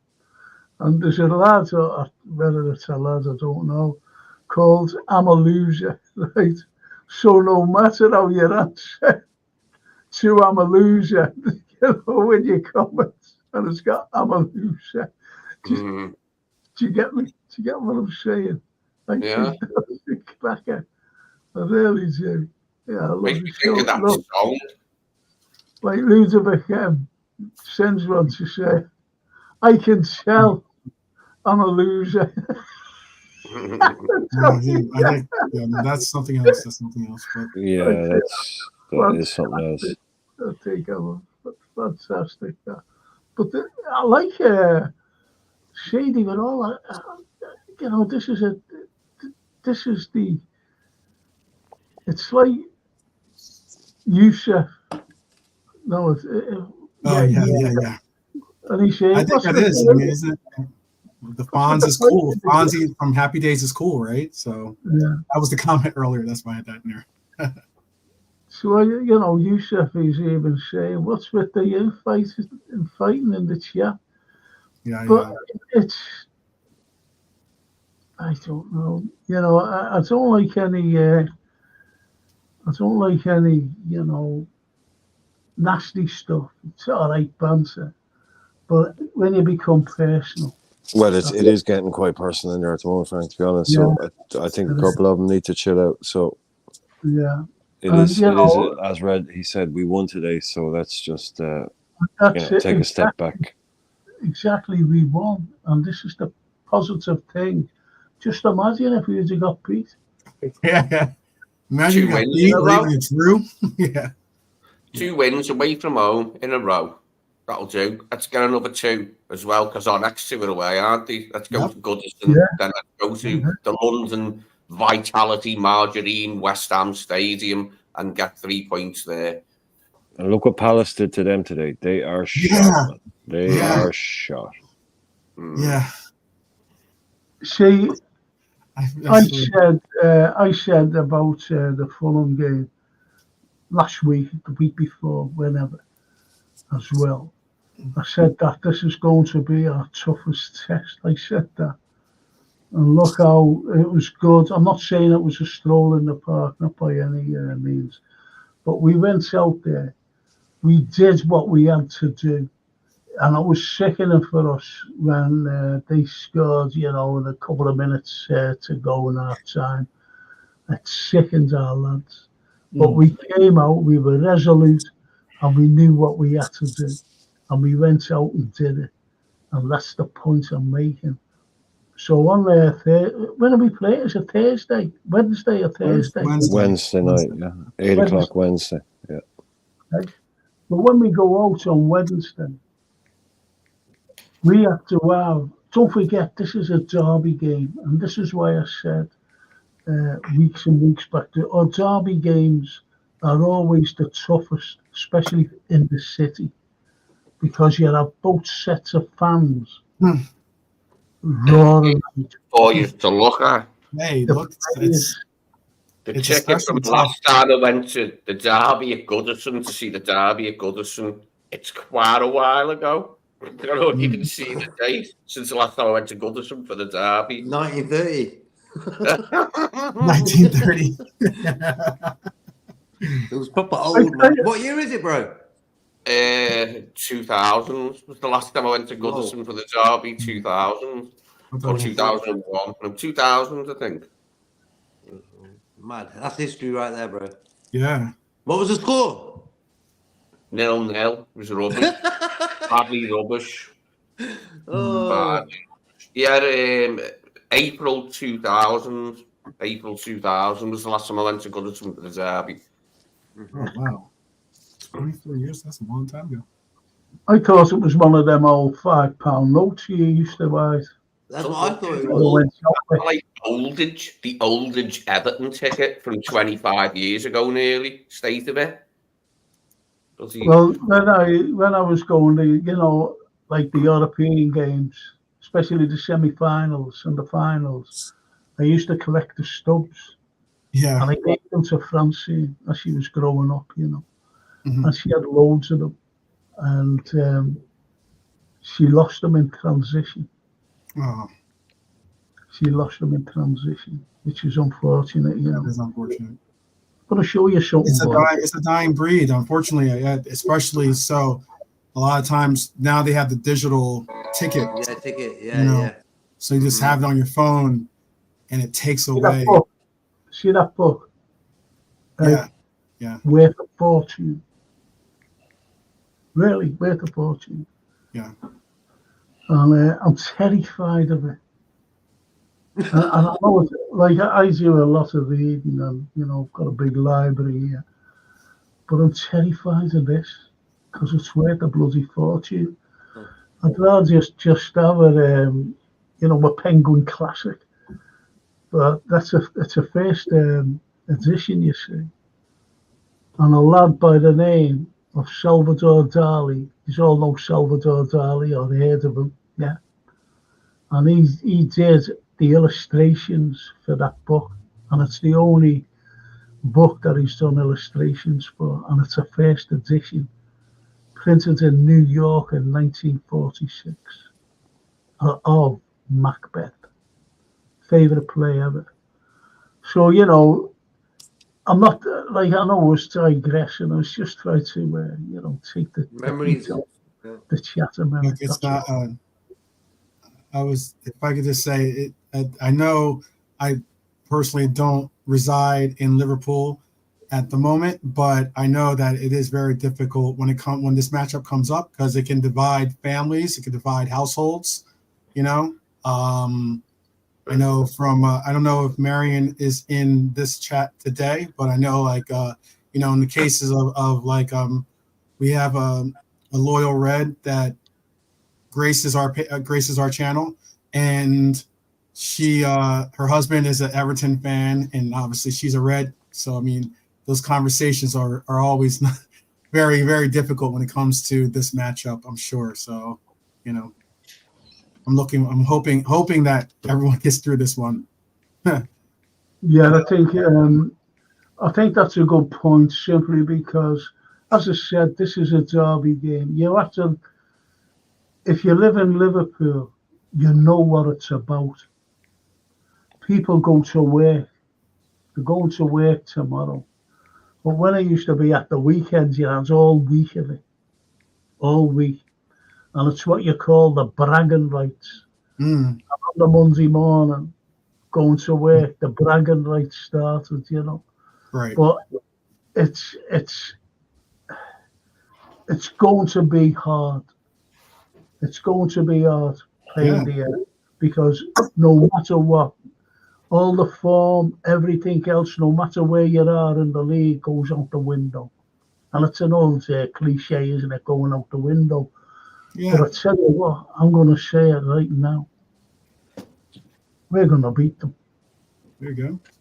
We're going to beat them. I'm confident that anything we're fighting for should be hard. So, is it true that your dad was a Evertonian, Frank? No. Okay. No.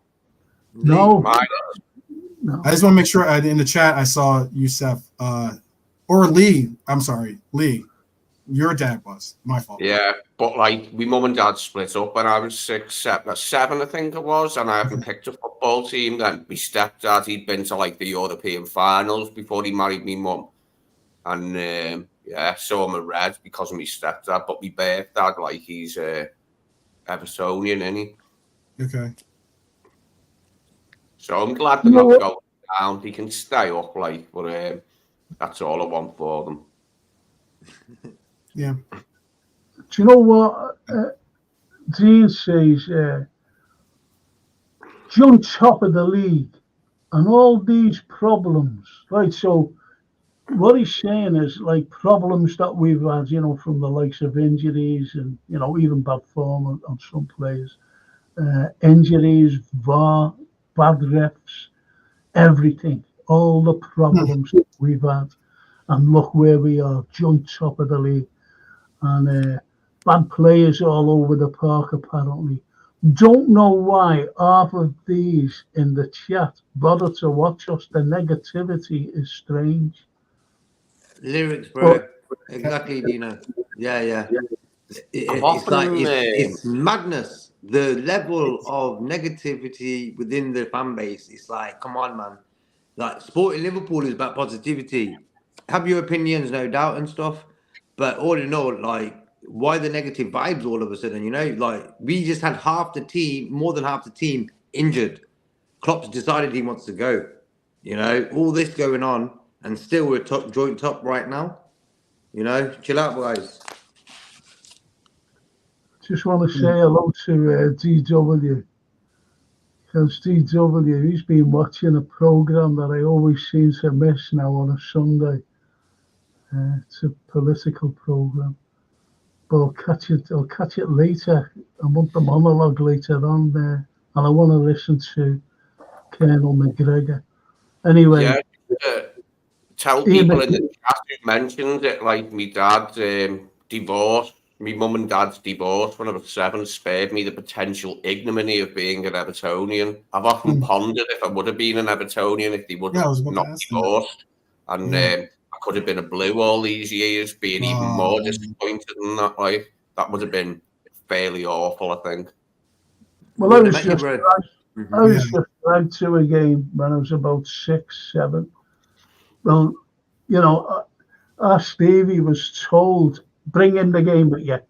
Don't want to bring him the game with you. So anyway, he's 4 years older than me, Stevie. And he brought me. And we went the game. And he brought me in the boys' pen. And that was it. It grabbed me. It grabbed me. Liverpool. So, for a very, very, I'm not telling you how long, like for a very, very long time, I've been supporting the mighty Reds. And You'll find in Liverpool the families are mixed. You'll find Evertonians and Liverpudlians in lots of Scout families. It's not all one and none of the other. There's often, you've got cousins, uncles, aunties. Someone's going to support Everton, mate. You know what I mean? That's the way it is. A couple of uncles of mine. They supported Everton. And they're long gone now since, but he has other uncles, though, who were Reds. And Ian McKay, Goodison is a pit of a hatred on Derby Day. In brackets, even more than normal, close brackets. We need to play football like we can. Don't get caught up in all their nonsense that they will try to use to disrupt us. I'm going to go to Lee on that. What do you think of that comment, Lee? Yes, they're going to kick us. They're going to kick us a lot. Their fans are going to be up for it and all over us. And anytime we go near one of their players, they're going to be screaming. So, yeah, it's going to be a bear piss, isn't it, Goodison? Bring it on. Bring the bear piss on. But would you agree with him? Would you agree with him by saying Goodison is a pit of hatred on Derby Day, even more than normal? No, Never used to be when I was a kid. I used to go to Goodison a lot, and not to watch Everton Liverpool, to watch Everton play anybody, because my best mate was a Blue when I was about 12, 13, and we'd go there one Saturday and Anfield the next Saturday, because that's how football was in the old days. It was 3 o'clock Saturday every week. There was like one Sunday match. You know what I mean? Everyone played at 3 on a Saturday, and there was one Sunday match. All the other teams were 3 on a Saturday. So we could go to Anfield one week, Goodison the next. And I used to go a lot, and we didn't hate each other. It was after the Heysel ban, and Everton thought, it screwed them because they would have definitely won the European Cup, like they did in 1970 when Panathinaikos knocked them out. Do you know what I mean? But I do feel for them, because I think they could easily have won that European Cup wasn't certain, but they could easily have won it in 85, 86. Why would you say that? Because the following season, they done nothing. Absolutely nothing. Until they got to the final. I'll disagree with you there. Well, he won the league twice in 3 seasons, Everton, at that time. He's done nothing with it. He's done nothing with it. But, like, it's not in footy, is it? Like, but that's the way Evertonians see it. They were going to win the European Cup, and we stopped them doing it. What? What? Anyway, Dino says, no, Lee, Evertonians are born and chose, apparently. Thank the Lord we were manufactured.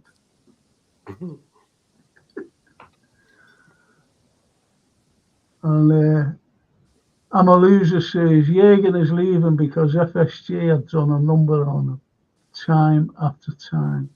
That's what he says. I'm not disagreeing with that.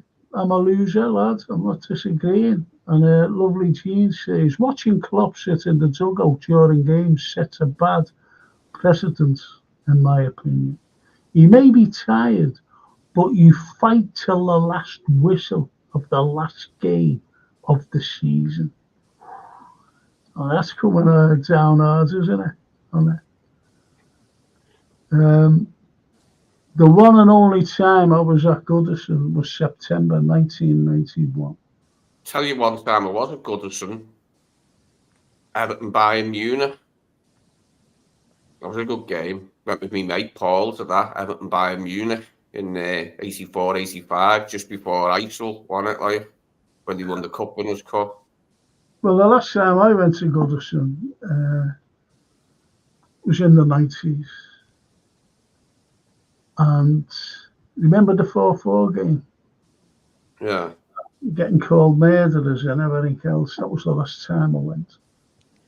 I said, that's it now. Because, you know, believe it or not, I'm not a murderer. Or, you know, if I was a murderer, I'd be sitting in jail now.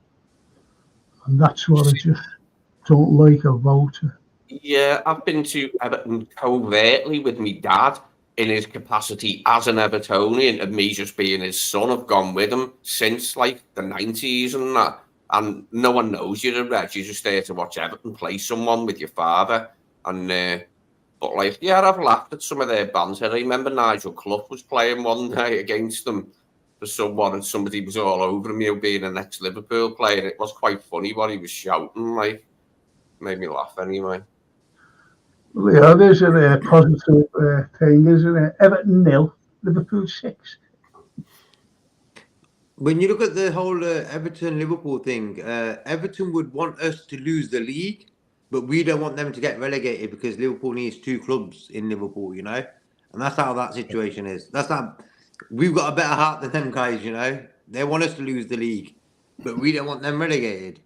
So... Imagine Everton win us the league by getting a result at the Etihad on the final day. That's who Man City got last day, yeah? Yeah. Oh, okay. Can't really see them doing anything. It's not likely Everton get a point at the Etihad, really. Nah.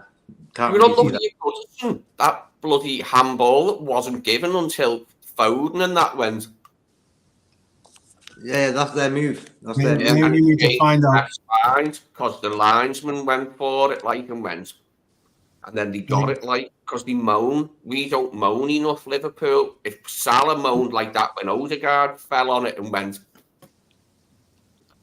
And a few others did that pathetic thing of. He does it as well. Put your Jeffries in. Yeah, Rodri, I hate Rodri doing it and Foden doing it. They're complaining to the ref to get a decision. Stop it. What? I don't want to be talking about Manchester City or anything. That's gone. That's in the past. There's part of football in it. Like, we're trying to win the league and they go off their head. No. We don't. But why didn't we just buy a couple of players to make the team better? Yeah, So I we don't wouldn't know have that, yeah, I to don't rely know. on Everton and handball. I know we all know about VAR. It's anyway. Dino LFC says best derby moment. Gary McAllister last minute free kick in 2001, Yeah. and it was a 40. Oh, And as Dean says, now this is the point I'm making here.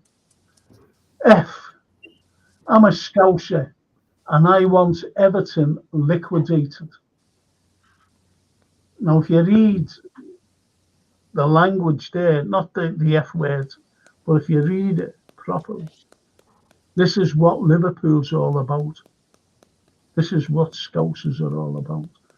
Because they want the same for Liverpool. Every one of them.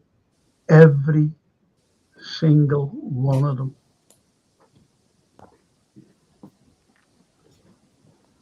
So, you know, it's not really a good it's not really a good thing, to be honest. And Redbird says, are you sure you ain't a toffee family? Sure, mate.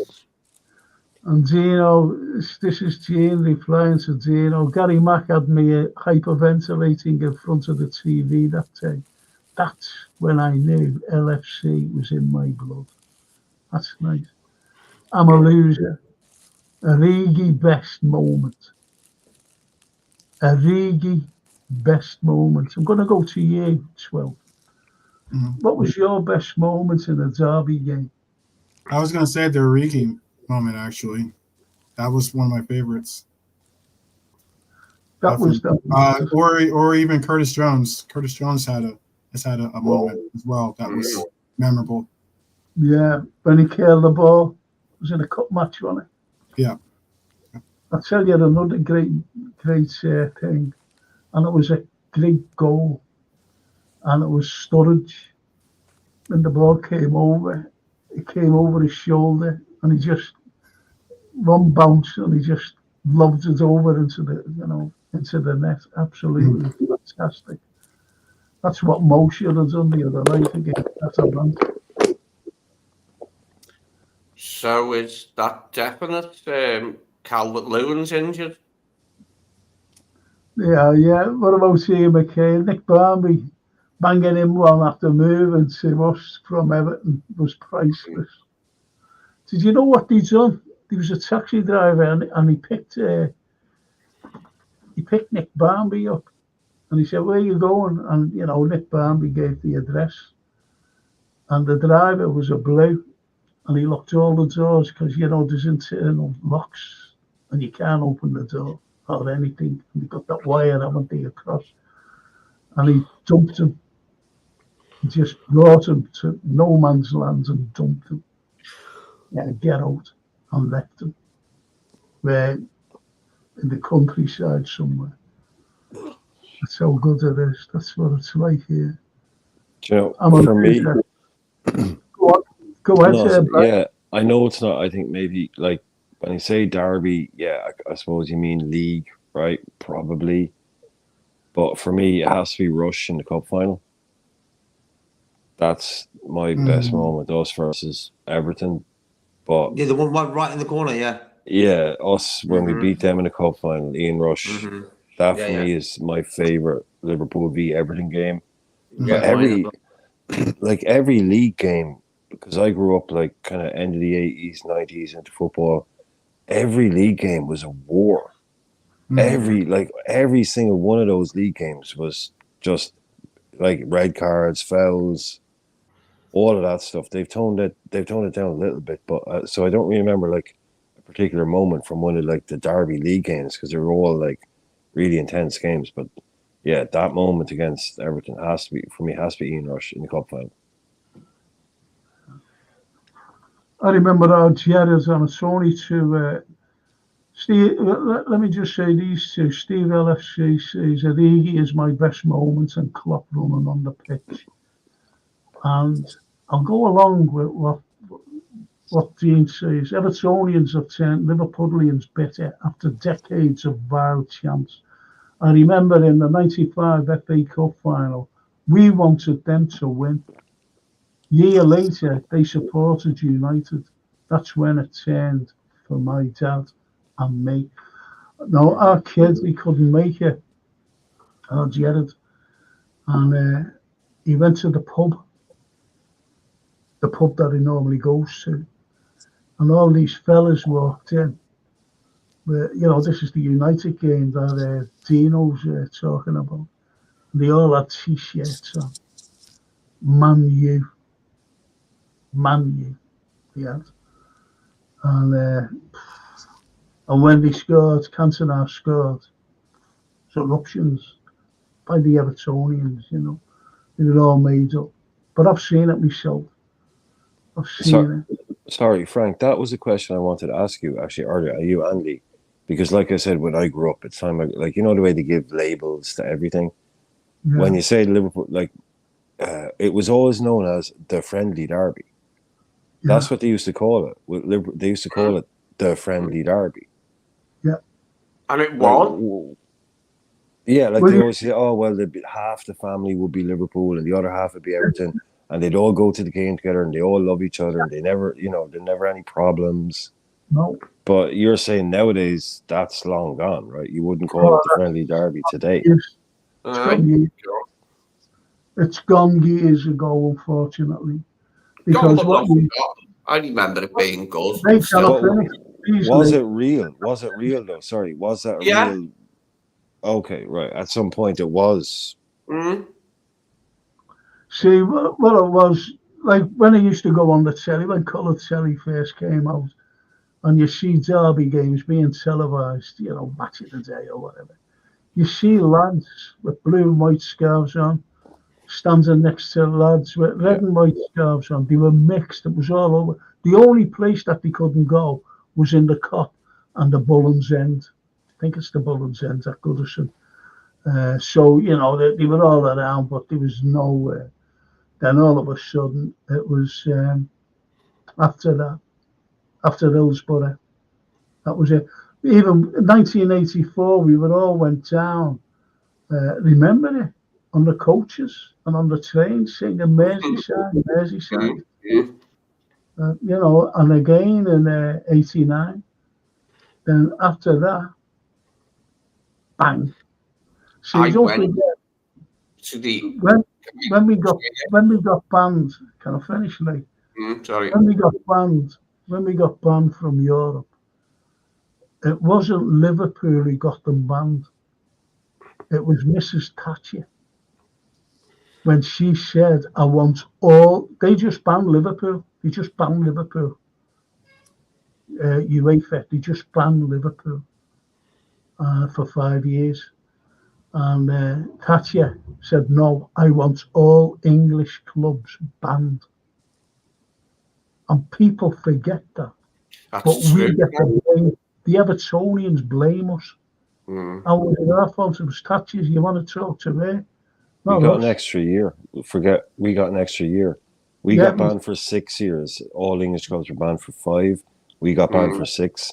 But because we won the league, the league, it meant that it meant that no clubs played in Europe for 6 years because we won the league in the 6th year. But they got banned for 5 and we got an extra year.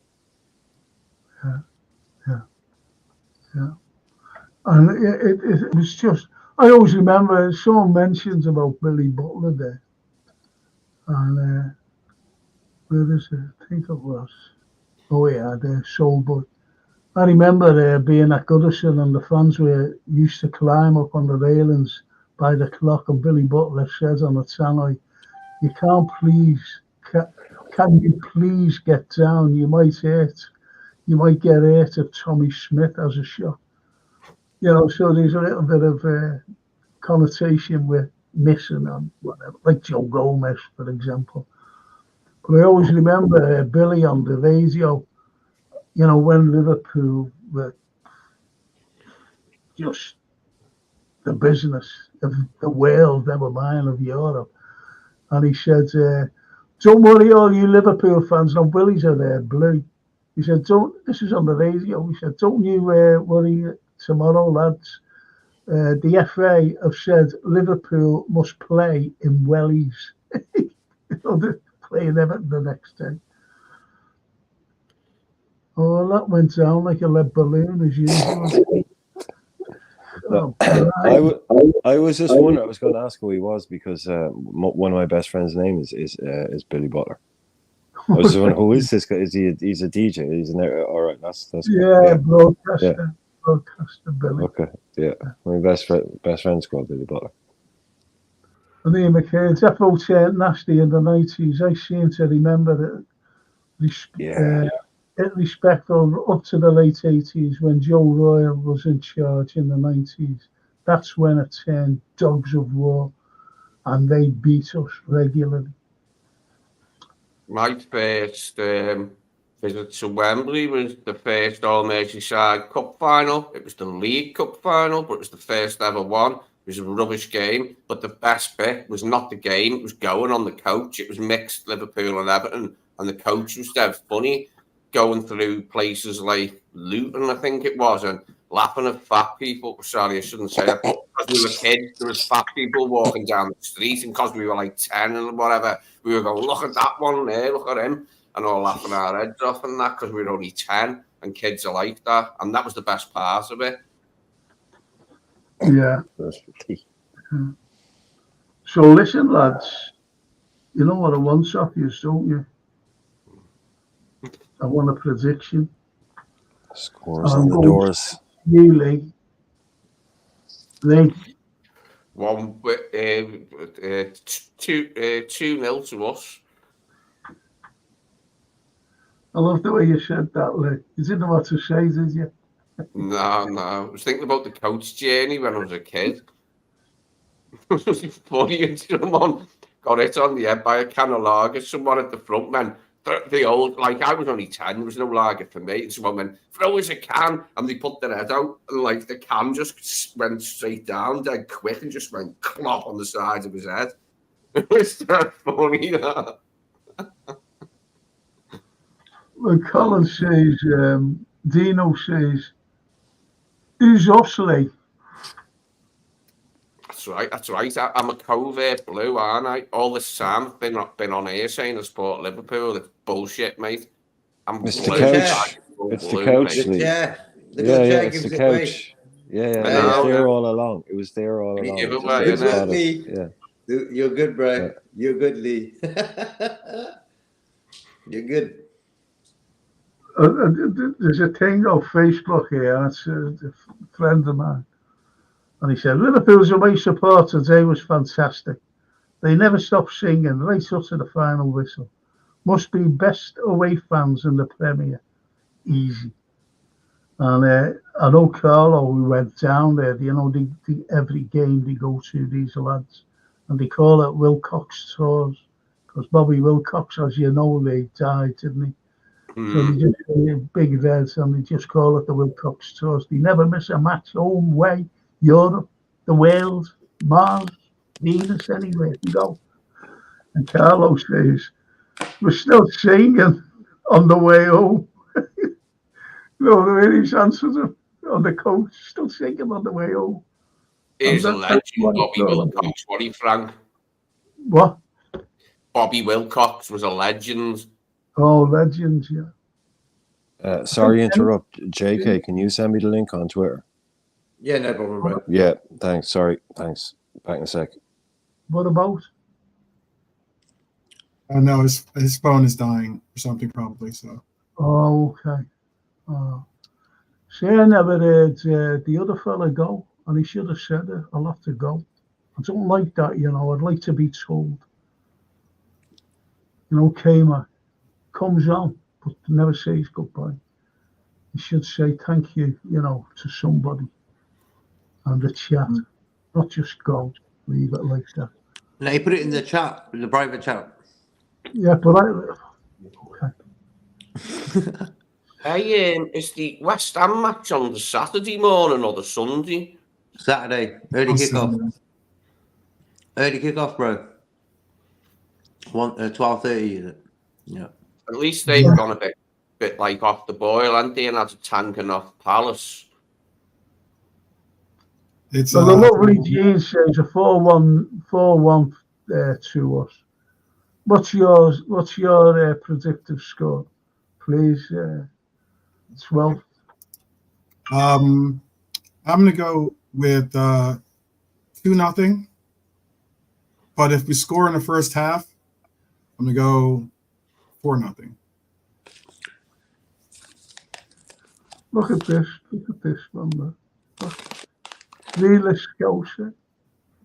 Frank is like a little dictator. A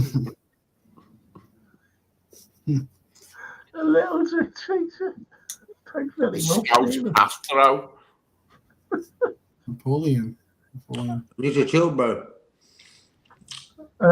Really Scotia, this is all for the panel. Would you get rid of looks now? He's been somewhere else, hasn't he? Come on. Now, would you agree? This is for the panel, right? Would you get rid of Szoboszlai in the summer and try to bring in someone who can actually pass a ball like Vic? No, he hasn't been listening to us, has he? No, he's been somewhere. Say that again, Brian. Like you said, you spotted it straight away. He's been somewhere else tonight, and there's a lot of talk going on there. Yeah. And their stream has just ended, and in he comes. Yeah. Sorry, I think Mac went on it as well. Deserted the ship. He deserted that. Is Real Scouser at 100? Is that K-Mac's burner count? Is that what you're saying? I guess that was another one. Getting called a little dictator. Too much politics going on, man. What's going on? Dean says my prediction is 90 minutes of bum twitching. That's what he says. Taz, my old mate Taz. 3-0 for Liverpool by mistake. And look, really say I haven't been on another screen. You can't say anything, can you? Have you been watching I don't know. George Galloway. I'm sorry. Yeah, look at that. I'm a loser. K-Mac left because his missus said it's Tuesday. Prediction, lots of Goodison Byler's Jota smashes his hat-trick. Oh, come on, Felix. What's the matter with you? If I had, I would have said I had. God. No one's got any humour, unfortunately. Humour is gone, bro, from this world. And John Conway, Everton 4. No. Everton 0, Liverpool 4. What do you think? Have you give your prediction, Brian? Oh no, but I did have a quick look through their squad. Man, they don't have any strikers. They've got Calvert-Lewin and that guy Beto. Mm-hmm. Yeah, if he hasn't really been doing much. So, and then you look through their midfielders. They've got like Dwight McNeil, and Nana who can score goal from midfield. Like they should be very easy to stop. They don't have any real threats at all. So they'll just be a big physical side. So you got to be ready for that one, which is why I think possibly Kanate was been rested for that because he can't do the 2 and 3, or the 2. Well, yeah, it'd be 2 games in like 4 or 5 days. He's thinking, physical battle against Everton, football battle against Fulham. We should be able to stop them scoring pretty handily and get the boys back on. Like Jota, he's in a bit of form. I can see it being a 2-0. We should be able to handle them. But it's a Wednesday night at 8 o'clock. That's not your typical derby, is it? Yeah, that's a bit of a weird one. Weird one. Everyone can be in the pub. 4 or 5 hours before the game starts, everyone can be in the pub. Night game. And like you said, they just want to mess our season up at any given opportunity. Yeah. So I reckon it'll be a tasty atmosphere there. If nothing else, it'll be a tasty atmosphere.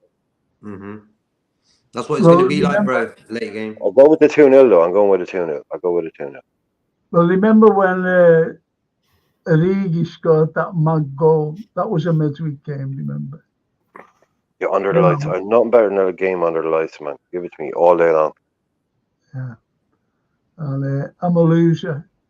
Frank Carlyle show the best in England. Fact. Oh, thank you. I'm a loser. I can't even say the checker be in the post. I'd like to, like. Guaranteed Pickford time wasting imminent. So, JK, you haven't picked your, or you haven't said your prediction, have you? For me, I'm not going to predict. I'm going to just say I want 3 points. Okay. That's fine. Just on this one. Yeah. I didn't predict today's game. All as I said was, and I got it wrong. I said, if we keep a clean sheet, we'll win. We didn't keep a clean sheet, but we will. Yeah. I forgot what a clean sheet is for Liverpool.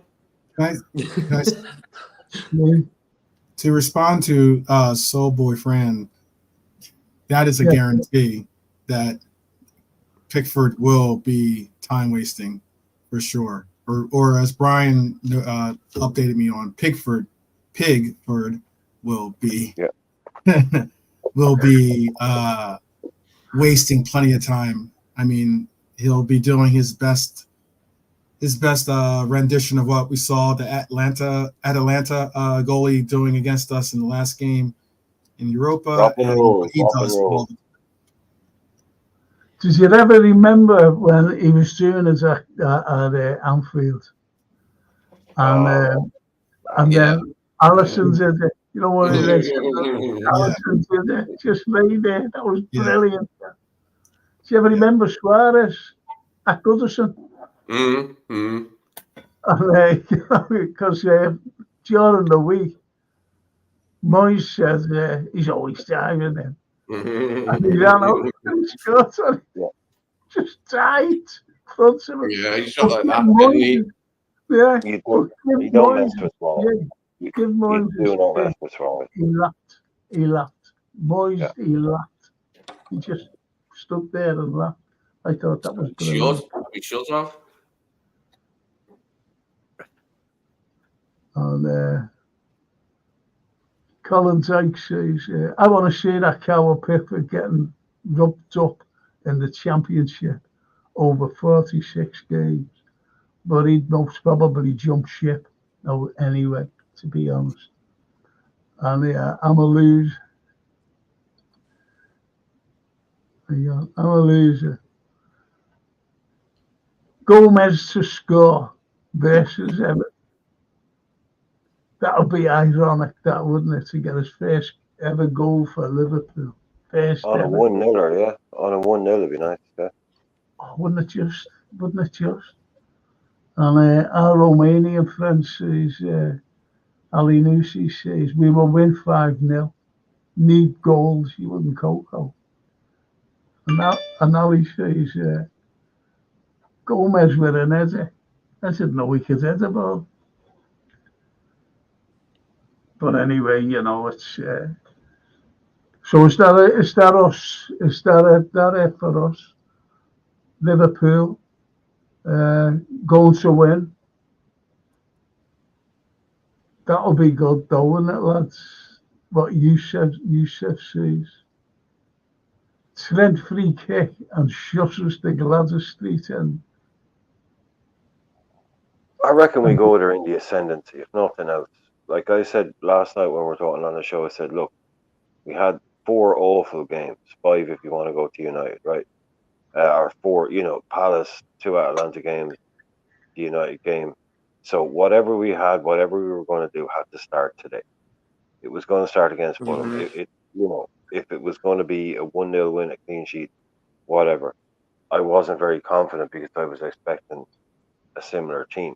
But we shuffled the pack, we made big changes, and we came out. So we've done it. We started from today. We won the game. We got people involved. The mentality, a week is a very long time in football. The mentality has shifted. So now we go to Everton. That's it's just there's enough games left. There's a few a small amount of games left that you can take it one by one. Just taking it. There's no reason we can't go to Everton. Just go, right. We're going to win this one too, and see where it takes. Yeah, there's no better start than today, Frank. That's all I think is just. No, I totally agree with you there, Brian, because what we've got left, 5 games.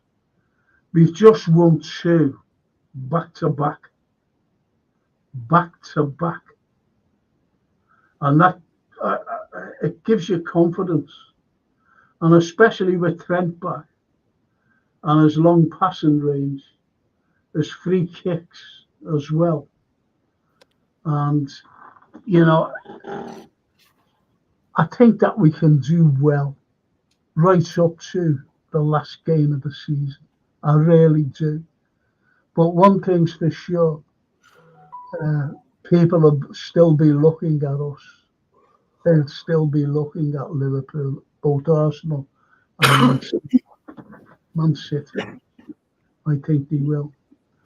And the silence auditor, I wonder if he's an Evertonian, the silence auditor. Yeah, it's the one who blew Tommy Smith up for taking a pen in a charity game. Tim Frank.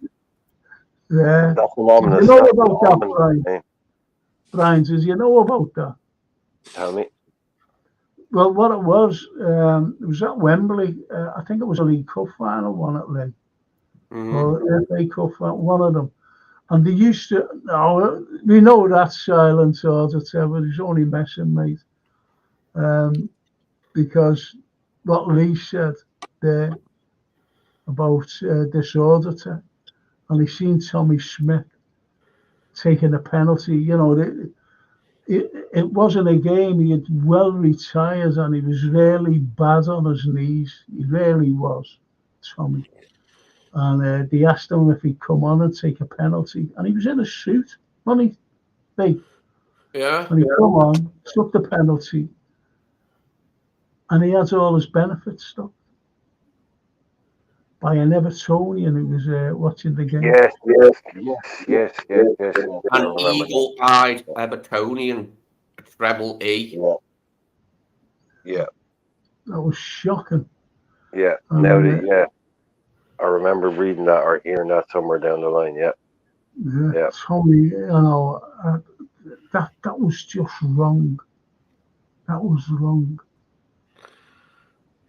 Well, there you have Evertonians for you. And Amaluza says that free kick was Messi-esque. Yes. Today, obviously. I can't take one better than that. And I'm at end champ. Of course you're not. And the silent auditor says, I used to play with Steve Gerrard as a young lad every week. Yeah. Nice one, RD. There you go. And the bonkers back. If Chelsea can get 6 past 10 bitters, so can we. Chelsea are bad. And I'm a loser. Lee, why have you got Everton sofa? What have you got an Everton sofa for? It was bequeathed to me, this, if you know what bequeathed means. You know what it means, don't you, Frank? Bequeath. So you're very poshly, very, very posh. Yes, this was bequeathed to me by some woman who died ages ago. I didn't even know that. My dad knew her, and she gave us this blue. It turned into a bed as well. This blue sofa. What's her name was? Not Henry VIII or anything like that. That's unbelievable.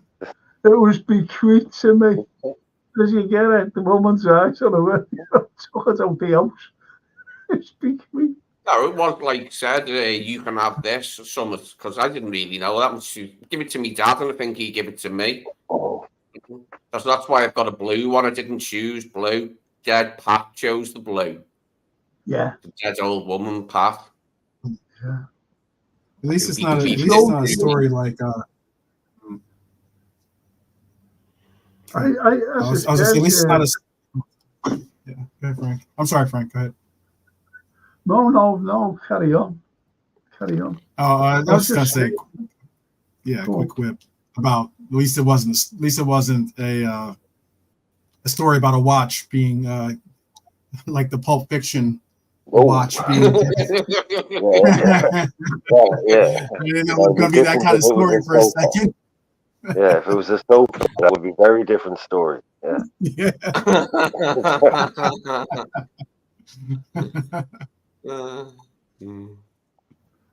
Great scene though. Iconic. Yeah, wow. Walken, what an actor. I know Frank will know him. Christopher Walken, what an actor. What an actor. Here's a question for you. Right. If we beat Everton Wednesday, would the chances be a lot better to win the title than they are today, and why? I'll start with you, Brian. Well, would our chances be better if we beat? Well, surely, yeah. Surely, yes. We just gotta rack it up now. We don't really have much room for maneuver. Someone put it really well, or they're talking about. I don't watch cricket. I don't like it. They call it cricket point. Yeah. Cricket score. It's like when you put points on the board. Like when you go and you play first in cricket and you put all your runs up, the team walks out afterwards and they look up and they see 482. Yeah. So it's, okay, well you got to go and beat 482 then. Forget about playing. So like just going there, putting points on the board. Like you said, Frank, that Tottenham one could be a bit of a. That's a bit of a. That could be any kind of game. Yeah. Tottenham are a good side or they're a bad side, depending on what night they show up. Mm-hmm. But Yeah. I don't think we have any chance. I just mean if we drop points, you know what it's going to be like. If we drop points against Everton, it's right back in the dollar. Yeah. You know it'll be like that. But we got to take that energy and we got to win them all. I think we're going to need to win every game, and we might get away with a draw in one of them. So was the talk of Kevin De Bruyne being injured real? Is that a fact? Kevin De Bruyne that will always be real. He's only 2 or 3 days away from another knock or another thing. Yeah, that can always be real. He's at that stage now, man. Definitely. Does anyone know if it's true? Is he out for the game against Brighton? Yeah, I'll find out. I was going to say real quick though. Look, there's as we saw in the chat earlier. There's fighting amongst. There's red on red violence being committed. On a day that we won. Can you imagine what it'll be like on a day that we lose? Much less draw, possibly. So Blood red. Yeah. Exactly, 12. It's like, come on, man. When the goal goes in, everyone celebrates at the same time. It's ended. Red sky at night. Farmer's delight. You can only capitalize on other teams' mistakes by winning. So just go and win. And if they make the mistakes, they make them. If they don't, they don't. Because if you don't win, it doesn't matter if they make mistakes.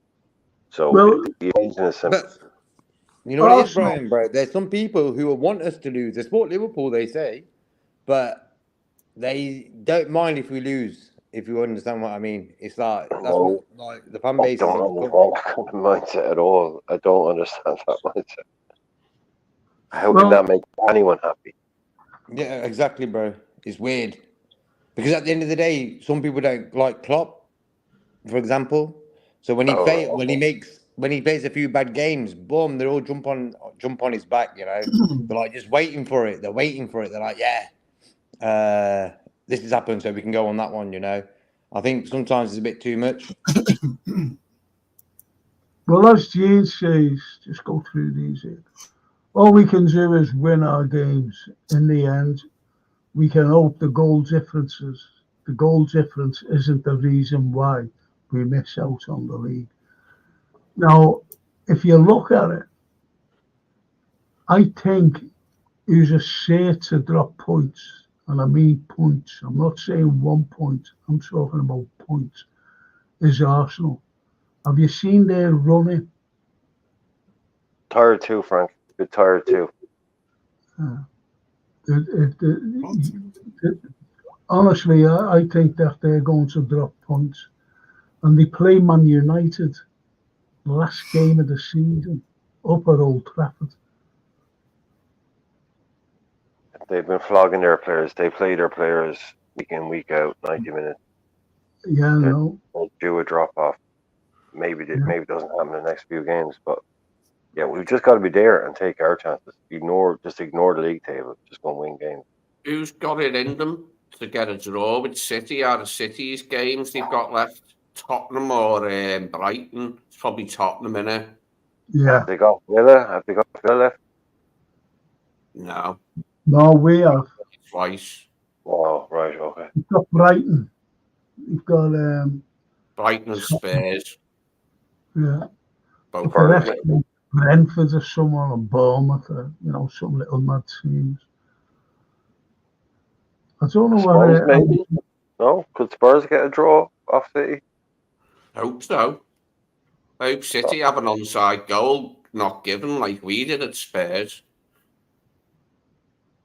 Instead of a Grealish handball not being given to Chelsea, so I've heard. Someone put it up before the picture. Came the Grealish thingy, yeah. I didn't see it. I ain't watched it. So, I ain't watched it, but it looked bad, yeah. The picture. Well, I'm a loser says the penultimate game, they have Everton. Second to last, they have Everton. It's their last game, I think. Everton's their last game. Okay. All right. Yeah, there's no way they're playing Arsenal last game of the season. There's no way City Arsenal last game of the season. All the big teams get a small team. Yeah. Arsenal got Everton last game. Yeah, Everton could still have a say in this. Jesus Christ. Who knew that? And Arsenal got Everton last game. I think it was Jack Grealish got hurt. I don't think KDB got hurt, by the way. I think it was Grealish. I think it was Grealish that got hurt. I don't think it was KDB.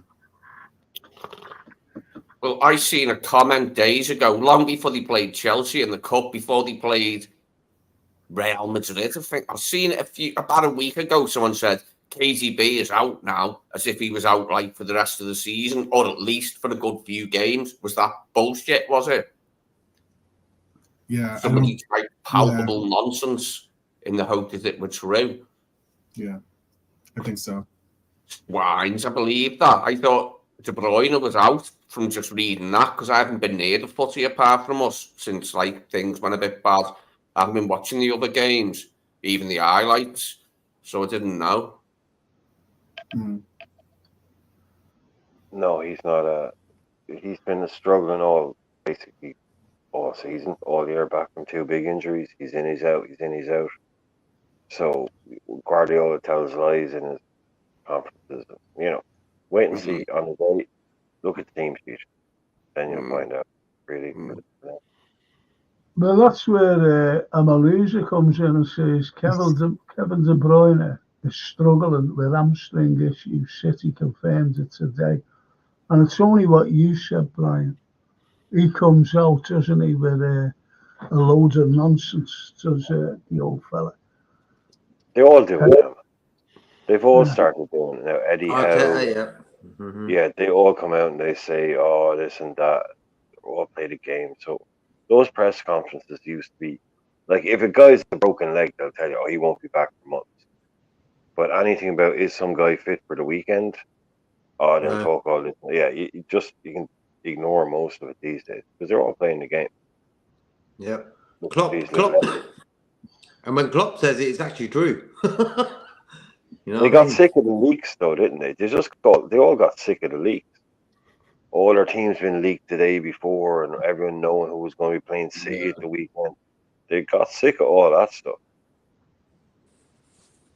Well, what about Ian McHale says Everton will be fielding Derek Mountfield and Peter Reid in the last game. Wouldn't surprise me. Reid, what a little player he was, though. Tough little man. One day he was a tough little player. He would Peter Reid? Yeah, he was a tough little one. He was a red, you know. Did Yeah, you know that? Yeah, he was a like it reminds me of Frank, maybe an older, an 80s version of Craig Bellamy. Yeah. Just all attitude and anger all the time. Him, like, he was a bastard. What did you think of Bellamy, Brian? I didn't like him. I could never take him. I loved the energy, like the fast as lightning. But I just couldn't take him as a player or as a person. The fact he played for us twice is crazy. Everyone remembers him playing for. We signed that guy twice, and for me it was always, oh, that's where we are now, kind of thing. We're good, but we're signing players like Bellamy. But kind of love him or hate him, maybe. I just thought, look, I didn't like him. I could never take him, but I admired what he was able to do on the pitch. I don't know what attitude though, and the Risa thing. Come on, you don't need that. Threatening to beat up Risa with a golf club, all this stuff. That's a bit OTT. Well, the bunker says Brighton, Forest, Wolves, Fulham, Spurs, West Ham for City. They've got Everton. And Everton's. And I'm a loser. Kyle Walker is out for 2 to 3 weeks. Does the comment, the person that left that comment right there, did they have a different nickname by any chance? Or a different username? Different name that they use? Like I'm a winner or something. Yeah. Enzo has suffered a knee issue. Have you seen it, gents? No. Oh, that's not Just come straight down here. Yeah, but he did have a little clash, Endo. He had a little clash in the game. Yeah, I think he's been carrying an injury, to be honest. I really do. But today he looked back to his sort of better Endo. Like the last few games, like he didn't even play on Thursday. So he was rested for today, and today he looked much, much better, in my opinion. Hence why we weren't looking so dodgy, Why we won the actual game, because Endo was playing and he was looking much better. So hopefully that little knock he got, because I think his foot got sort of taken away. I think it was second half. I can't really remember, but yeah, he's important. And this is why I always said we needed at least 2 DMs in the squad, I can't understand why we never got Andrea. Oh, Andre from Fluminense, the Brazilian guy. I can't understand why we never got him. I know that the money wasn't there. It fell apart very quickly, didn't it? That whole thing. It was like, oh, he's coming, and then boom, nope. Yeah, but Fulham were interested. Yeah. They even said Fulham were interested. So he was going there, apparently. Yeah, apparently he was going there. Oh, that never happened. Never happened. I still want him. Andrea, yeah, okay. Well, anyway, shall we call it a day, boys? Nice one. Sunday. No, cool. Well, whatever you want to do. If you want to go out, man, fine. Yeah. Because I'm a loser, says McAllister does look exhausted. And enjoy your evening, girl, says the silent auditor. Before you go, boys and girls, everyone, can you just press the like, please? And also, if you haven't subscribed, can you just subscribe to get the algorithm out there? Please. Just. And I'll put 12 months. Okay, I've got a name for him. We're gonna call this guy right here. I'm gonna call you back. How about that? Yeah, well, I'm it might assuming go over the heads of some people, but I'm gonna call him. No, I always assumed it was the back ref. I don't. I love that song. But what Frank said early on was quite on the nose. Actually, he was saying it's quite funny because when he's calling himself that, so that every time Frank has to read out his comments, Frank has to say, "I'm a loser." Right. I think that's also something else these days. That's what he was doing. But also, it is, yeah, it's quite funny. It's definitely a back ref as well, though. Yeah. It is. It's a brilliant. Oh yeah, lovely Gene. Great stream. Frank Carlyle, Paul and chat. Have a great night. Thank you, lovely Gene. And the drunk Vigo. There's always so much drama here. Oh, yeah, Drunk Vigo has drama. Drunk Vigo has drama glasses on. Let's just put it that way. Yeah, well, can't have drama. I'm a loser, baby. Bye, Beck. I'm a loser, baby. Bye, Beck. It's the bold and the beautiful here. That's why. So you got your drama. How about that? So, I'm a loser, baby. So why don't you? I can't. Do you know what? I can't see Everton beating Arsenal or even taking a point off them. They're not touching Arsenal. No way. They're not touching Arsenal. Everton won't beat Arsenal. No. Oh, Everton. Well, when I was watching the game, you know, at the end, and the little panel was like giving a. I was watching it on an American channel, and they had that. Is it Ian Musto? Do you remember him? Musto. Yeah, Robbie Musto. Robbie Musto. Robbie Musto. Yeah. But he said, shall I tell you what he said? Yeah. He said, when you come to this stage of the season and you've got nothing to play for, what you don't do, a player that is, as a player, is to be on the physio table when you're going on holiday. That's what he said. And if you think about that, you get, players saying, oh, not going to get in there, and tackle and whatever. And that was what he said. Musto said that. That was tonight. I was wrong before, weren't I? I kept saying City have still got Everton at the Etihad, but they haven't, have they? It's Arsenal who've got Everton in the last game, isn't it? And Everton have already been to the Etihad recently-ish, haven't they? I think. Yeah. Well, Frank, that's one of the reasons why Newcastle fans hate Michael Owen. Like it didn't go down well for him there, and everyone doesn't really like him now. But the main reason that Newcastle fans hate Owen is because he was there on a big, huge deal, 80 grand a week, right? And he was fit. He was fit to play. And his deal was up like at the end of that season. And he refused to play in their last game of the season because he didn't want to get injured and risk getting a new contract. And they were in a relegation battle and they got relegated. And he refused to come off the bench. And that's Newcastle fans, like everyone thinks about Newcastle fans hate him because he was shit. It wasn't. He was okay at Newcastle. But it was because he knew he was a free agent and he did not want to get injured. So he basically refused to play. And they were in a relegation battle. They lost the game and they got relegated. I didn't know that.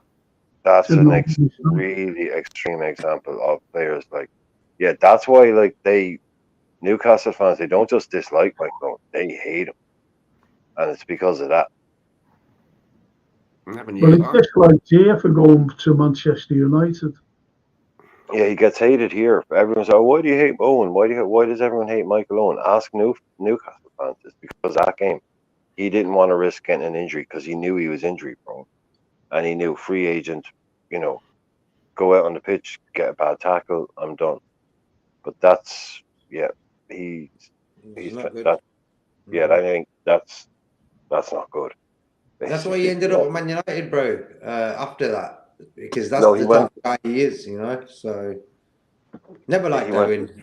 Yeah. Yeah. Oh, God. Well, I'm a loser, says. Yeah, I know what you said. Pick who's got the hardest game on the last day. Arsenal, Everton, Liverpool, Wolves, West Ham, City, West Ham. And both Arsenal, Liverpool, and City are all at home. Who's got the hardest game? Would you say out of that one? No. None of them. There's none of them. Yeah, exactly. There's none of them hard, are there? They're all wins. Yeah. They should be all win. West Ham have got the better players. Let's put it like that. On the beach. But On yeah. the beach. On the West beach. Ham also lost 5, what? Oh, 2 against Palace. Right. Yeah, away Yeah. as well. That's what I mean, bro. So you can't really rely on them, you know?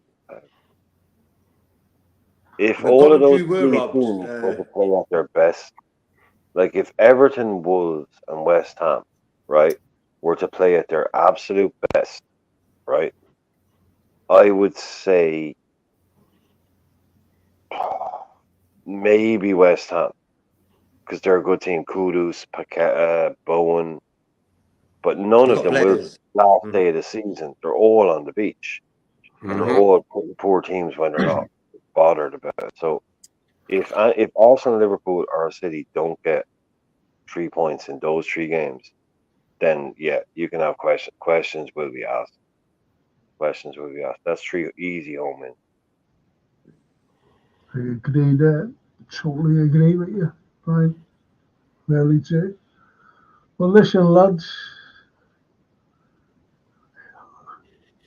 Jesus. We could all lose. I'll go as far as saying I doubt any of the 3 away teams will score a goal that day. Wolves, West Ham, or Everton. I think all 3 will draw a blank. Well, all I've got to say is don't forget I'm doing my history show tomorrow, people, and I know that you all like history, all these Liverpool lads. And if you want to join me, I've got an astronomer on tomorrow night, Gerard Gilligan, for the first hour, then it's all history for the second hour. Astronomer, I'll be there. I like a bit of astronomy. There's some very interesting You are things. far out. He is You know far what? out, for sure. No, but you know what? I took a photograph. I'll try and get Jason to put us up for me for the next time we're on. And I don't care what anyone says. It's a UFO. A UFO. Right. And you see it, and it's underneath a plane. The plane, let me try to explain. The plane is going that way, right? And this thing is coming this way. It goes right under it. And it leaves it like it's not a chemtrail. When I took the photograph, you can see the speed of it. Yeah. You see what I mean? Mm-hmm. And so I took a picture that was underneath the plane, underneath it. And I tell you, it wasn't a daytime either. It was at an airport. It wasn't a daytime. So you see the plane like that, and you can see the headlights of the plane. Mm-hmm. You know, the headlights. And as I said, it was going that way, and this thing came that way. That's such a phenomenon. It came from nowhere. Mm-hmm. Nowhere. And I went... The ability to change direction really quickly as well. I've seen a few of them shots, what you're talking about, and the brilliance, aren't they? Yeah, well, I showed you, haven't I? Well, I'll show it on the next pod, you know, the footy one. Mm-hmm. I'll show them. And they're incredible, really incredible. Now, I showed this astronomer who's on tomorrow night. I said, what's that? Now, astronomers never, ever, ever admit UAPs. They never, ever admit it, right? and I had him because he said it was a comet.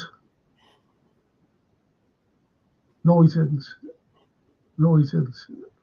Let me explain. He said that it was a fallen piece of debris. I said, but look at the trajectory of it. I said, it's coming up. I said, it's not going down. I said, it can't be a piece of space junk. I said, look at the shape of it. And he went, well, that's all I can say that it is. And I said, okay. And then he said, or it could be a comet.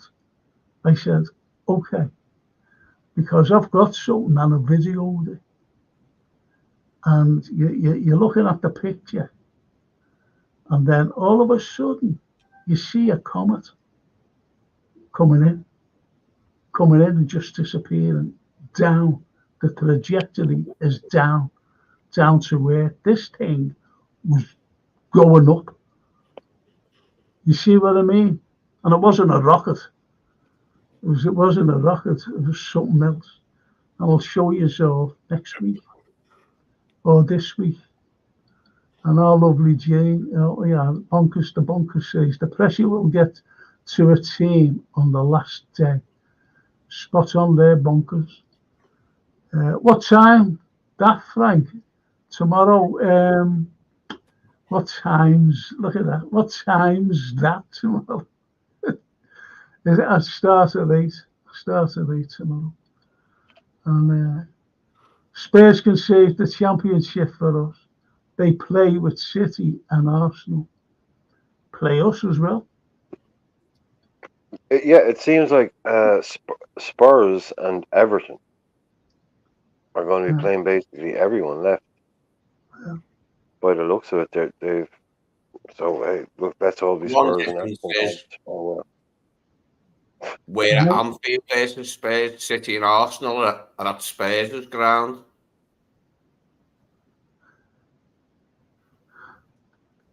Anyway, I'm going to end there, boys. It's been great tonight. 12th man. Brilliant. Yes. Thank you. Shout out, can I get a shout out though to Coventry. They tried their best today. I was rooting for them against United. Very tough way to exit the cup in pens. Did you see that offside goal, by the way? Oh, I didn't. Didn't you see it? No. I don't think he was offside. A lot of people say, yeah. But they're doing well. Man United are terrible. How did we not beat them guys, man? Terrible. Yeah. I just wanted to say, you saw some real. This is like one of the first. I think this is like the first time since Sir Alex left in his last year that United lost or lost a 3-0 lead. It's the first time. And shout out to Haji Wright. Haji Wright is a U.S. men's national team player, so got to give a shout out to my U.S. men's national team brethren. You're doing good, Haji Wright. Press the like, boys and girls. Oh, that lovely. Thank you, I'm a loser.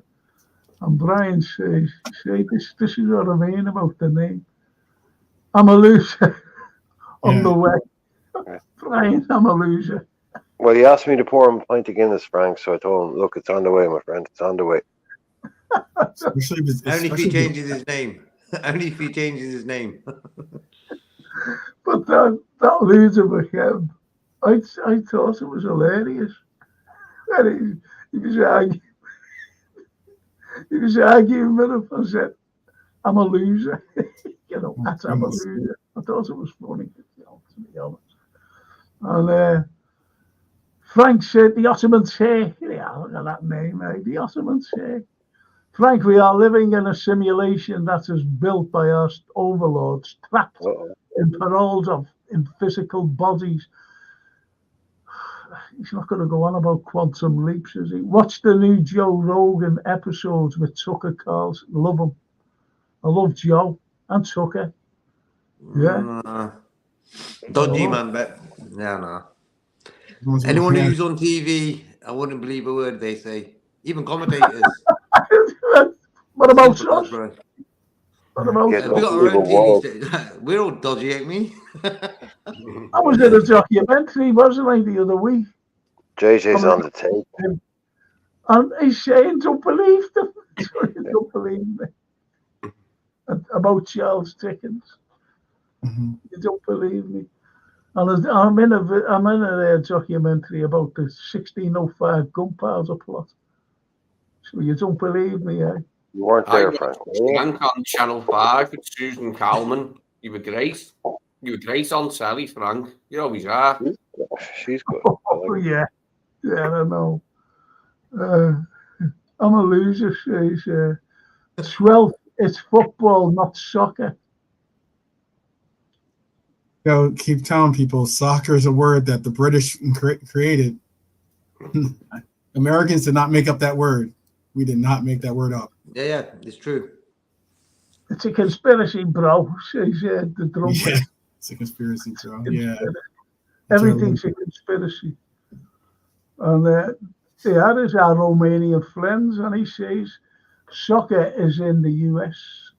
That it is. It is. It's in the US. We just say football. What Just do you saying, say, it was Brian? in the Do you UK say too. football or soccer? Well, we have obviously over here we have, like in America they have American football, so they say soccer to differentiate from American Yeah. football or No, football. I do know that. I do And know. we have here as well. We have Gaelic football, so we have hurling and Gaelic football as our national sports. So soccer comes from the abbreviation, like we call it association football, to differentiate it. So if you look at association and you abbreviate it, it becomes ASOC on a page, and that became SOC, which became soccer. That's how that came about here. Was we call it soccer to differentiate from Gaelic football because you can't call it football. So it became association soccer, shortened association ASOC. Soccer. So it's totally normal here to call it soccer. There was a magazine in the 80s called Soccer. You know, so it's totally, but Okay. Interesting. yeah, over, This is an easy way to beat up on us Americans, us Yanks. I get yeah, you. for us I'll it's do it. normal. Yeah, a lot of people. Take a little pot Yeah. shots at us. I got you. Understood. Like Still a little England, salty. Ireland. So I think maybe they're a little. Maybe some are a little salty about us beating you in that World Cup game at one time, long ago in the 50s. I think it was the 50s, right?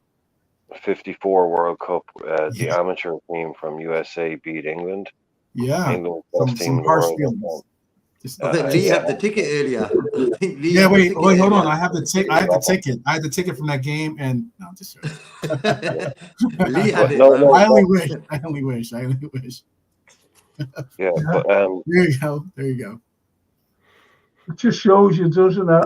Well, I've got a big library here. I'm going to get my astrophysics book out and my quantum things as well.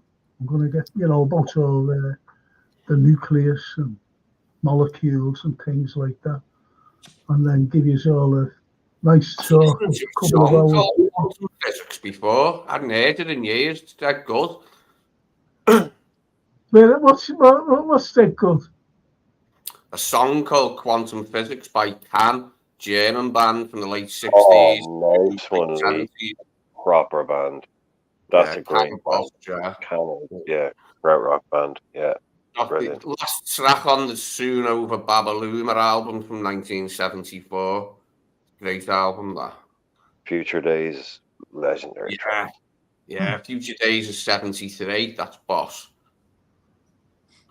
Brian, if you Nice. became the Ireland manager, who would you have as your number 2? Oh, Roy Keane every day. Yeah, I knew Roy, it. I all knew the it was time. going to be Roy Keane. Yeah, Okay. gotta be wrong. Kicking ass, making names, man.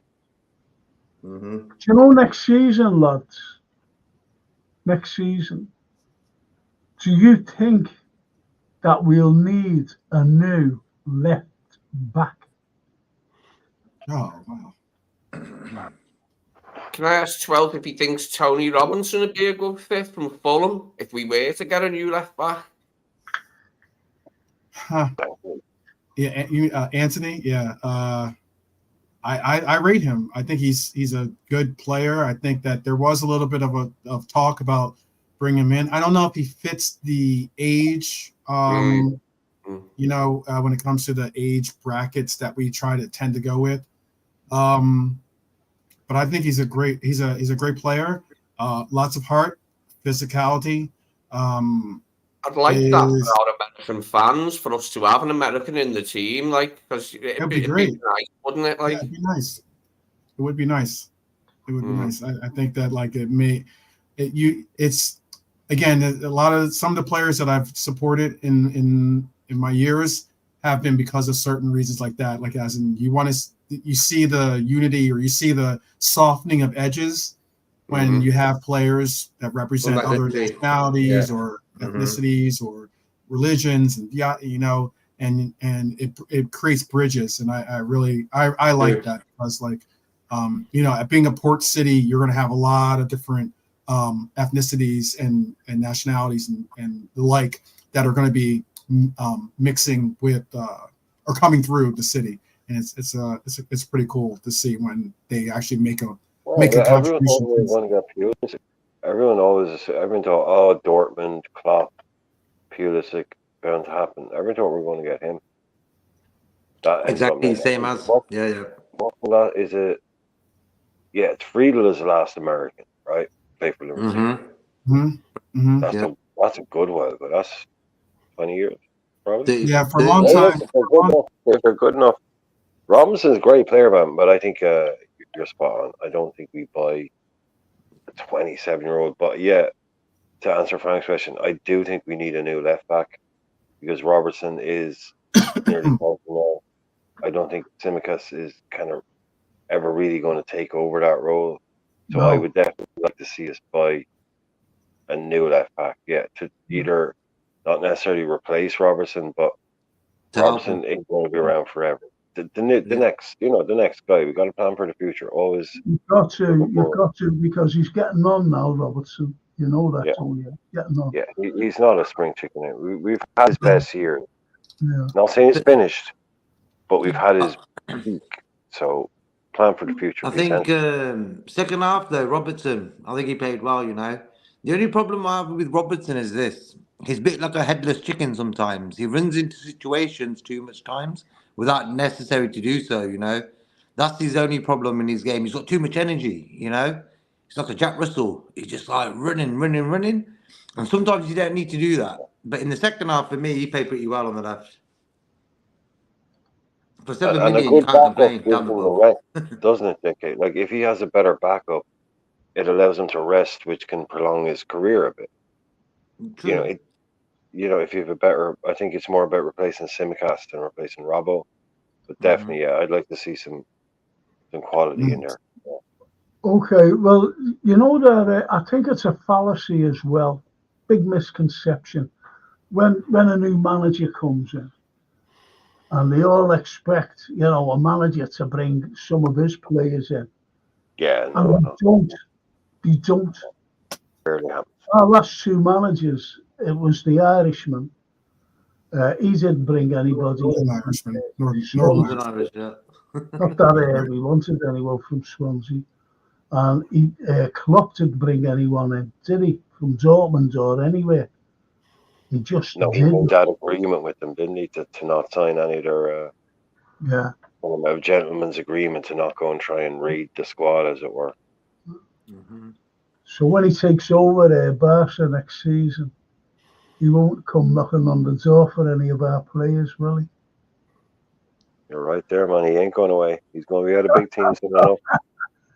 People think he's right now. I got a question for you guys. What are you saying, Brian? No, I'm just saying, I'm with Frank. Jurgen Klopp ain't finished. He's going to be managing a big. People think, he's going to retire now. He might manage Germany. He's going to take about 6 months off. He's going to be back at a big team. Real Madrid, Barcelona, Bayern, something like that. Don't worry, we'll be facing Jurgen Klopp in the Champions League at least the next 2 years. So who do you guys think where his next position will be? Which club? Frank? I'd say Barcelona. I'd say Real Madrid. I'd say Real Madrid. Okay. I Lee? don't know. Well, they're one of them anyway, because Yeah, he's bought one of them, yeah. he's bought a massive.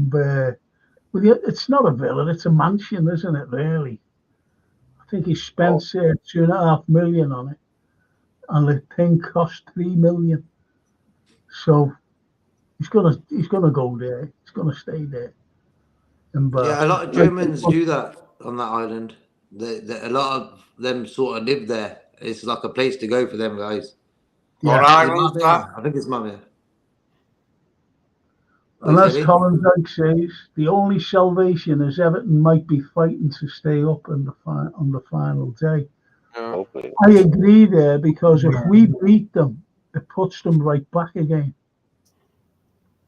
So let's hope we beat Everton so that they're fighting relegation. How about?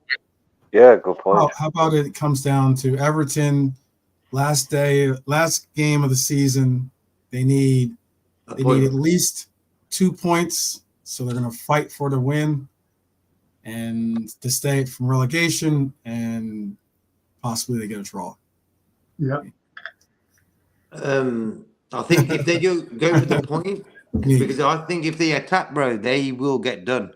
Like if they go for the win, it's more likely they're going to lose.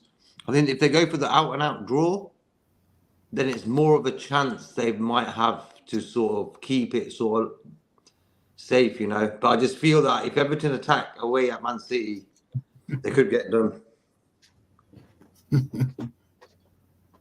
It would be they're playing Arsenal. Everton is Arsenal. It's West Ham, City, us, Wolves, Everton, Arsenal. So yeah, I think Arsenal. Listen, boys, here's a straightforward, serious question. Right, at the beginning of the season, I said, just bear me out on this. I said, especially with a new midfield coming in, because these lads didn't know each other. They had to learn to play together. And look where we are today. Look where we are today with a new entire midfield. And don't forget, as I said, these lads didn't know. They just didn't know each other. Right? Okay. And I all as I said at the end of this, at the beginning of the season, I just hope that we can manage Champions League football. That's all I said to myself.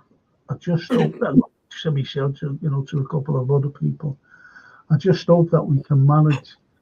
What we've achieved, in my opinion, is absolutely brilliant. And we've achieved Champions League, right? That's what I wanted. That's what I hoped for. We've achieved that. We've won a trophy. Now, if you don't win the league, I'll go to you, straight to you, 12th. Sorry, mate. No, I won't. No, I won't. I'm ready. Bring the smoke. Let's do it. I'll go. Okay. Would it be a great satisfactory season? Would it be a satisfactory season? How do we lose? Wait, how do we lose the title though? We lose it?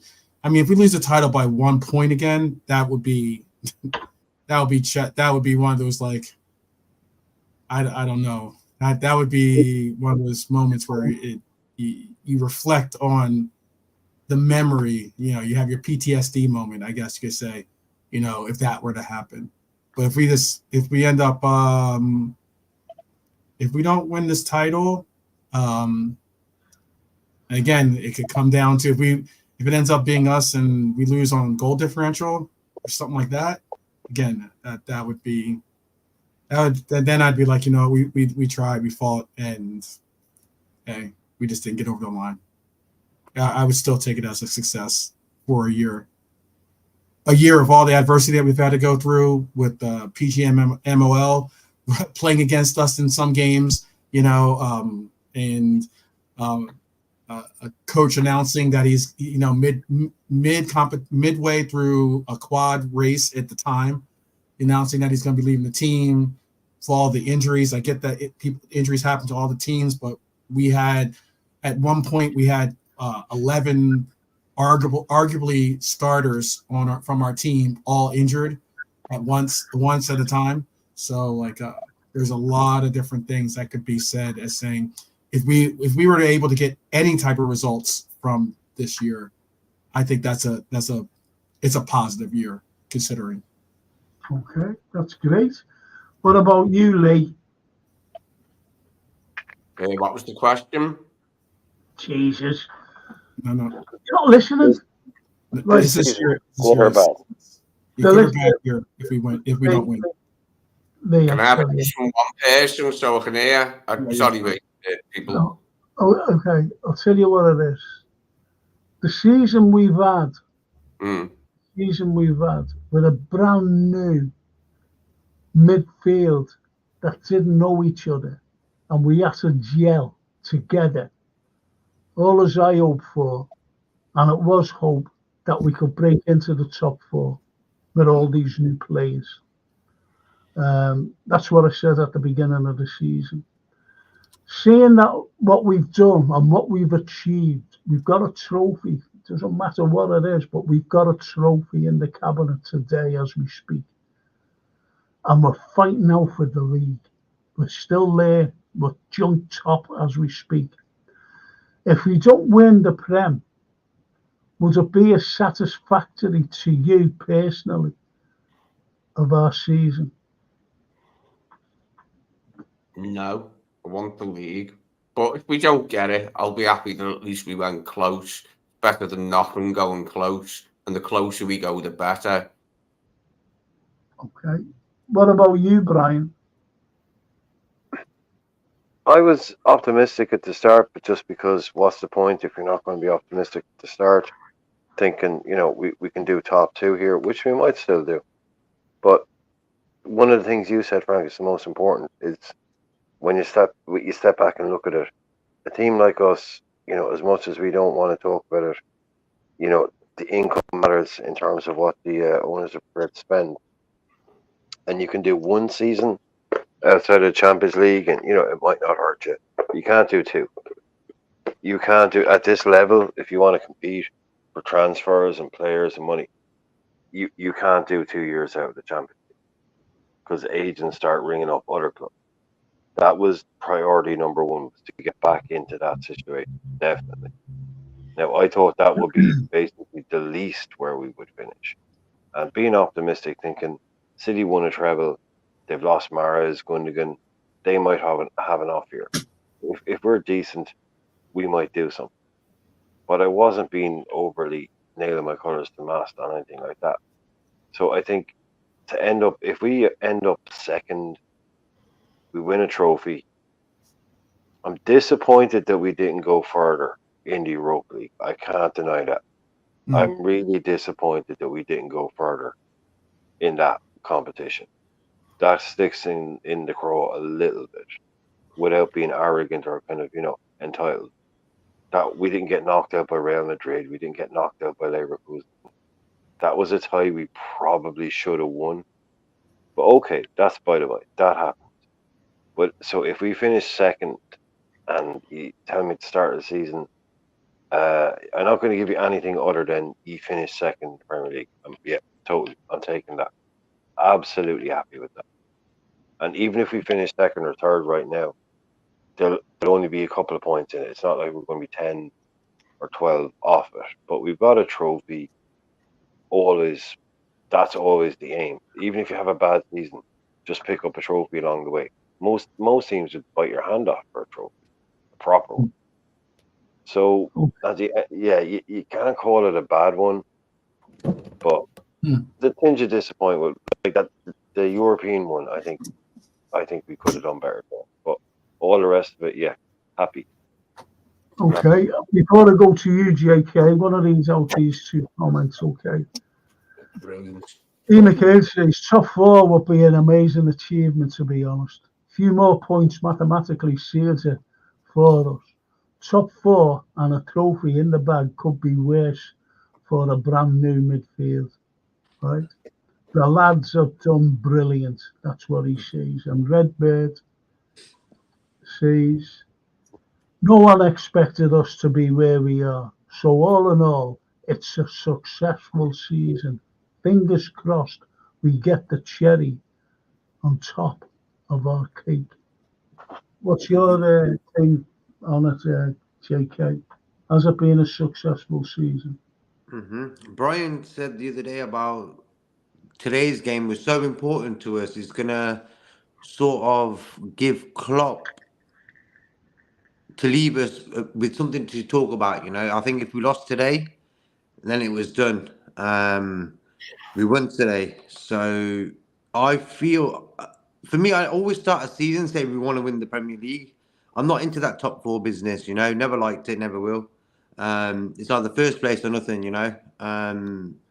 we haven't played Champions League football this year, so because we finished 5th last season. But all in all, I just feel that we were in a position to win it. Say a month ago, we were top of the league by a few points and stuff, We had all them injuries. The youth players came in, done well. And now we're at the place where the injured players are sort of coming back, but they're coming in dribs and drabs, and they're not all sort of fit.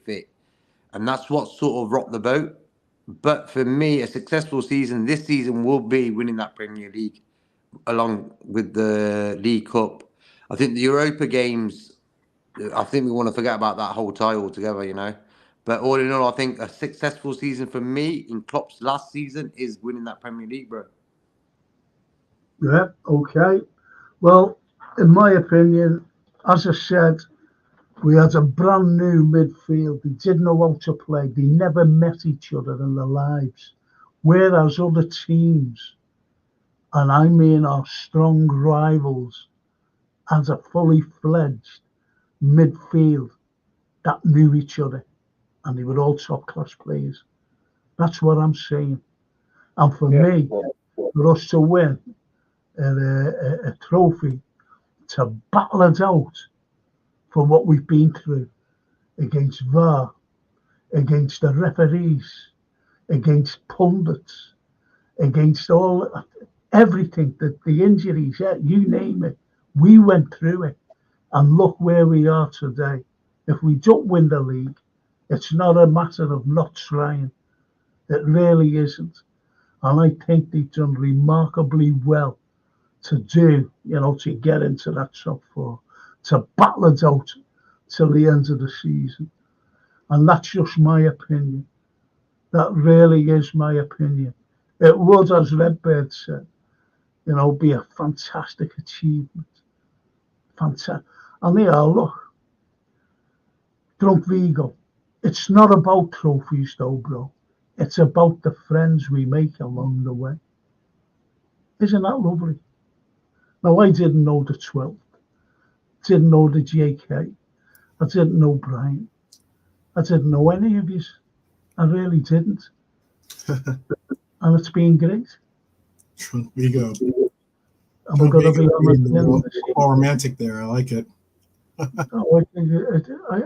just think it's been absolutely brilliant, because they were all arguing and everything, fighting there before, and but they're all still with us. They're all still with us because, as someone said, I think it was, I don't know whether it was Redbird or someone. I think it was Redbird, and ages ago he said, "We're one family." And that's what us Reds are. One big family. And we're all friends. And I'd love to meet you one day in the flesh.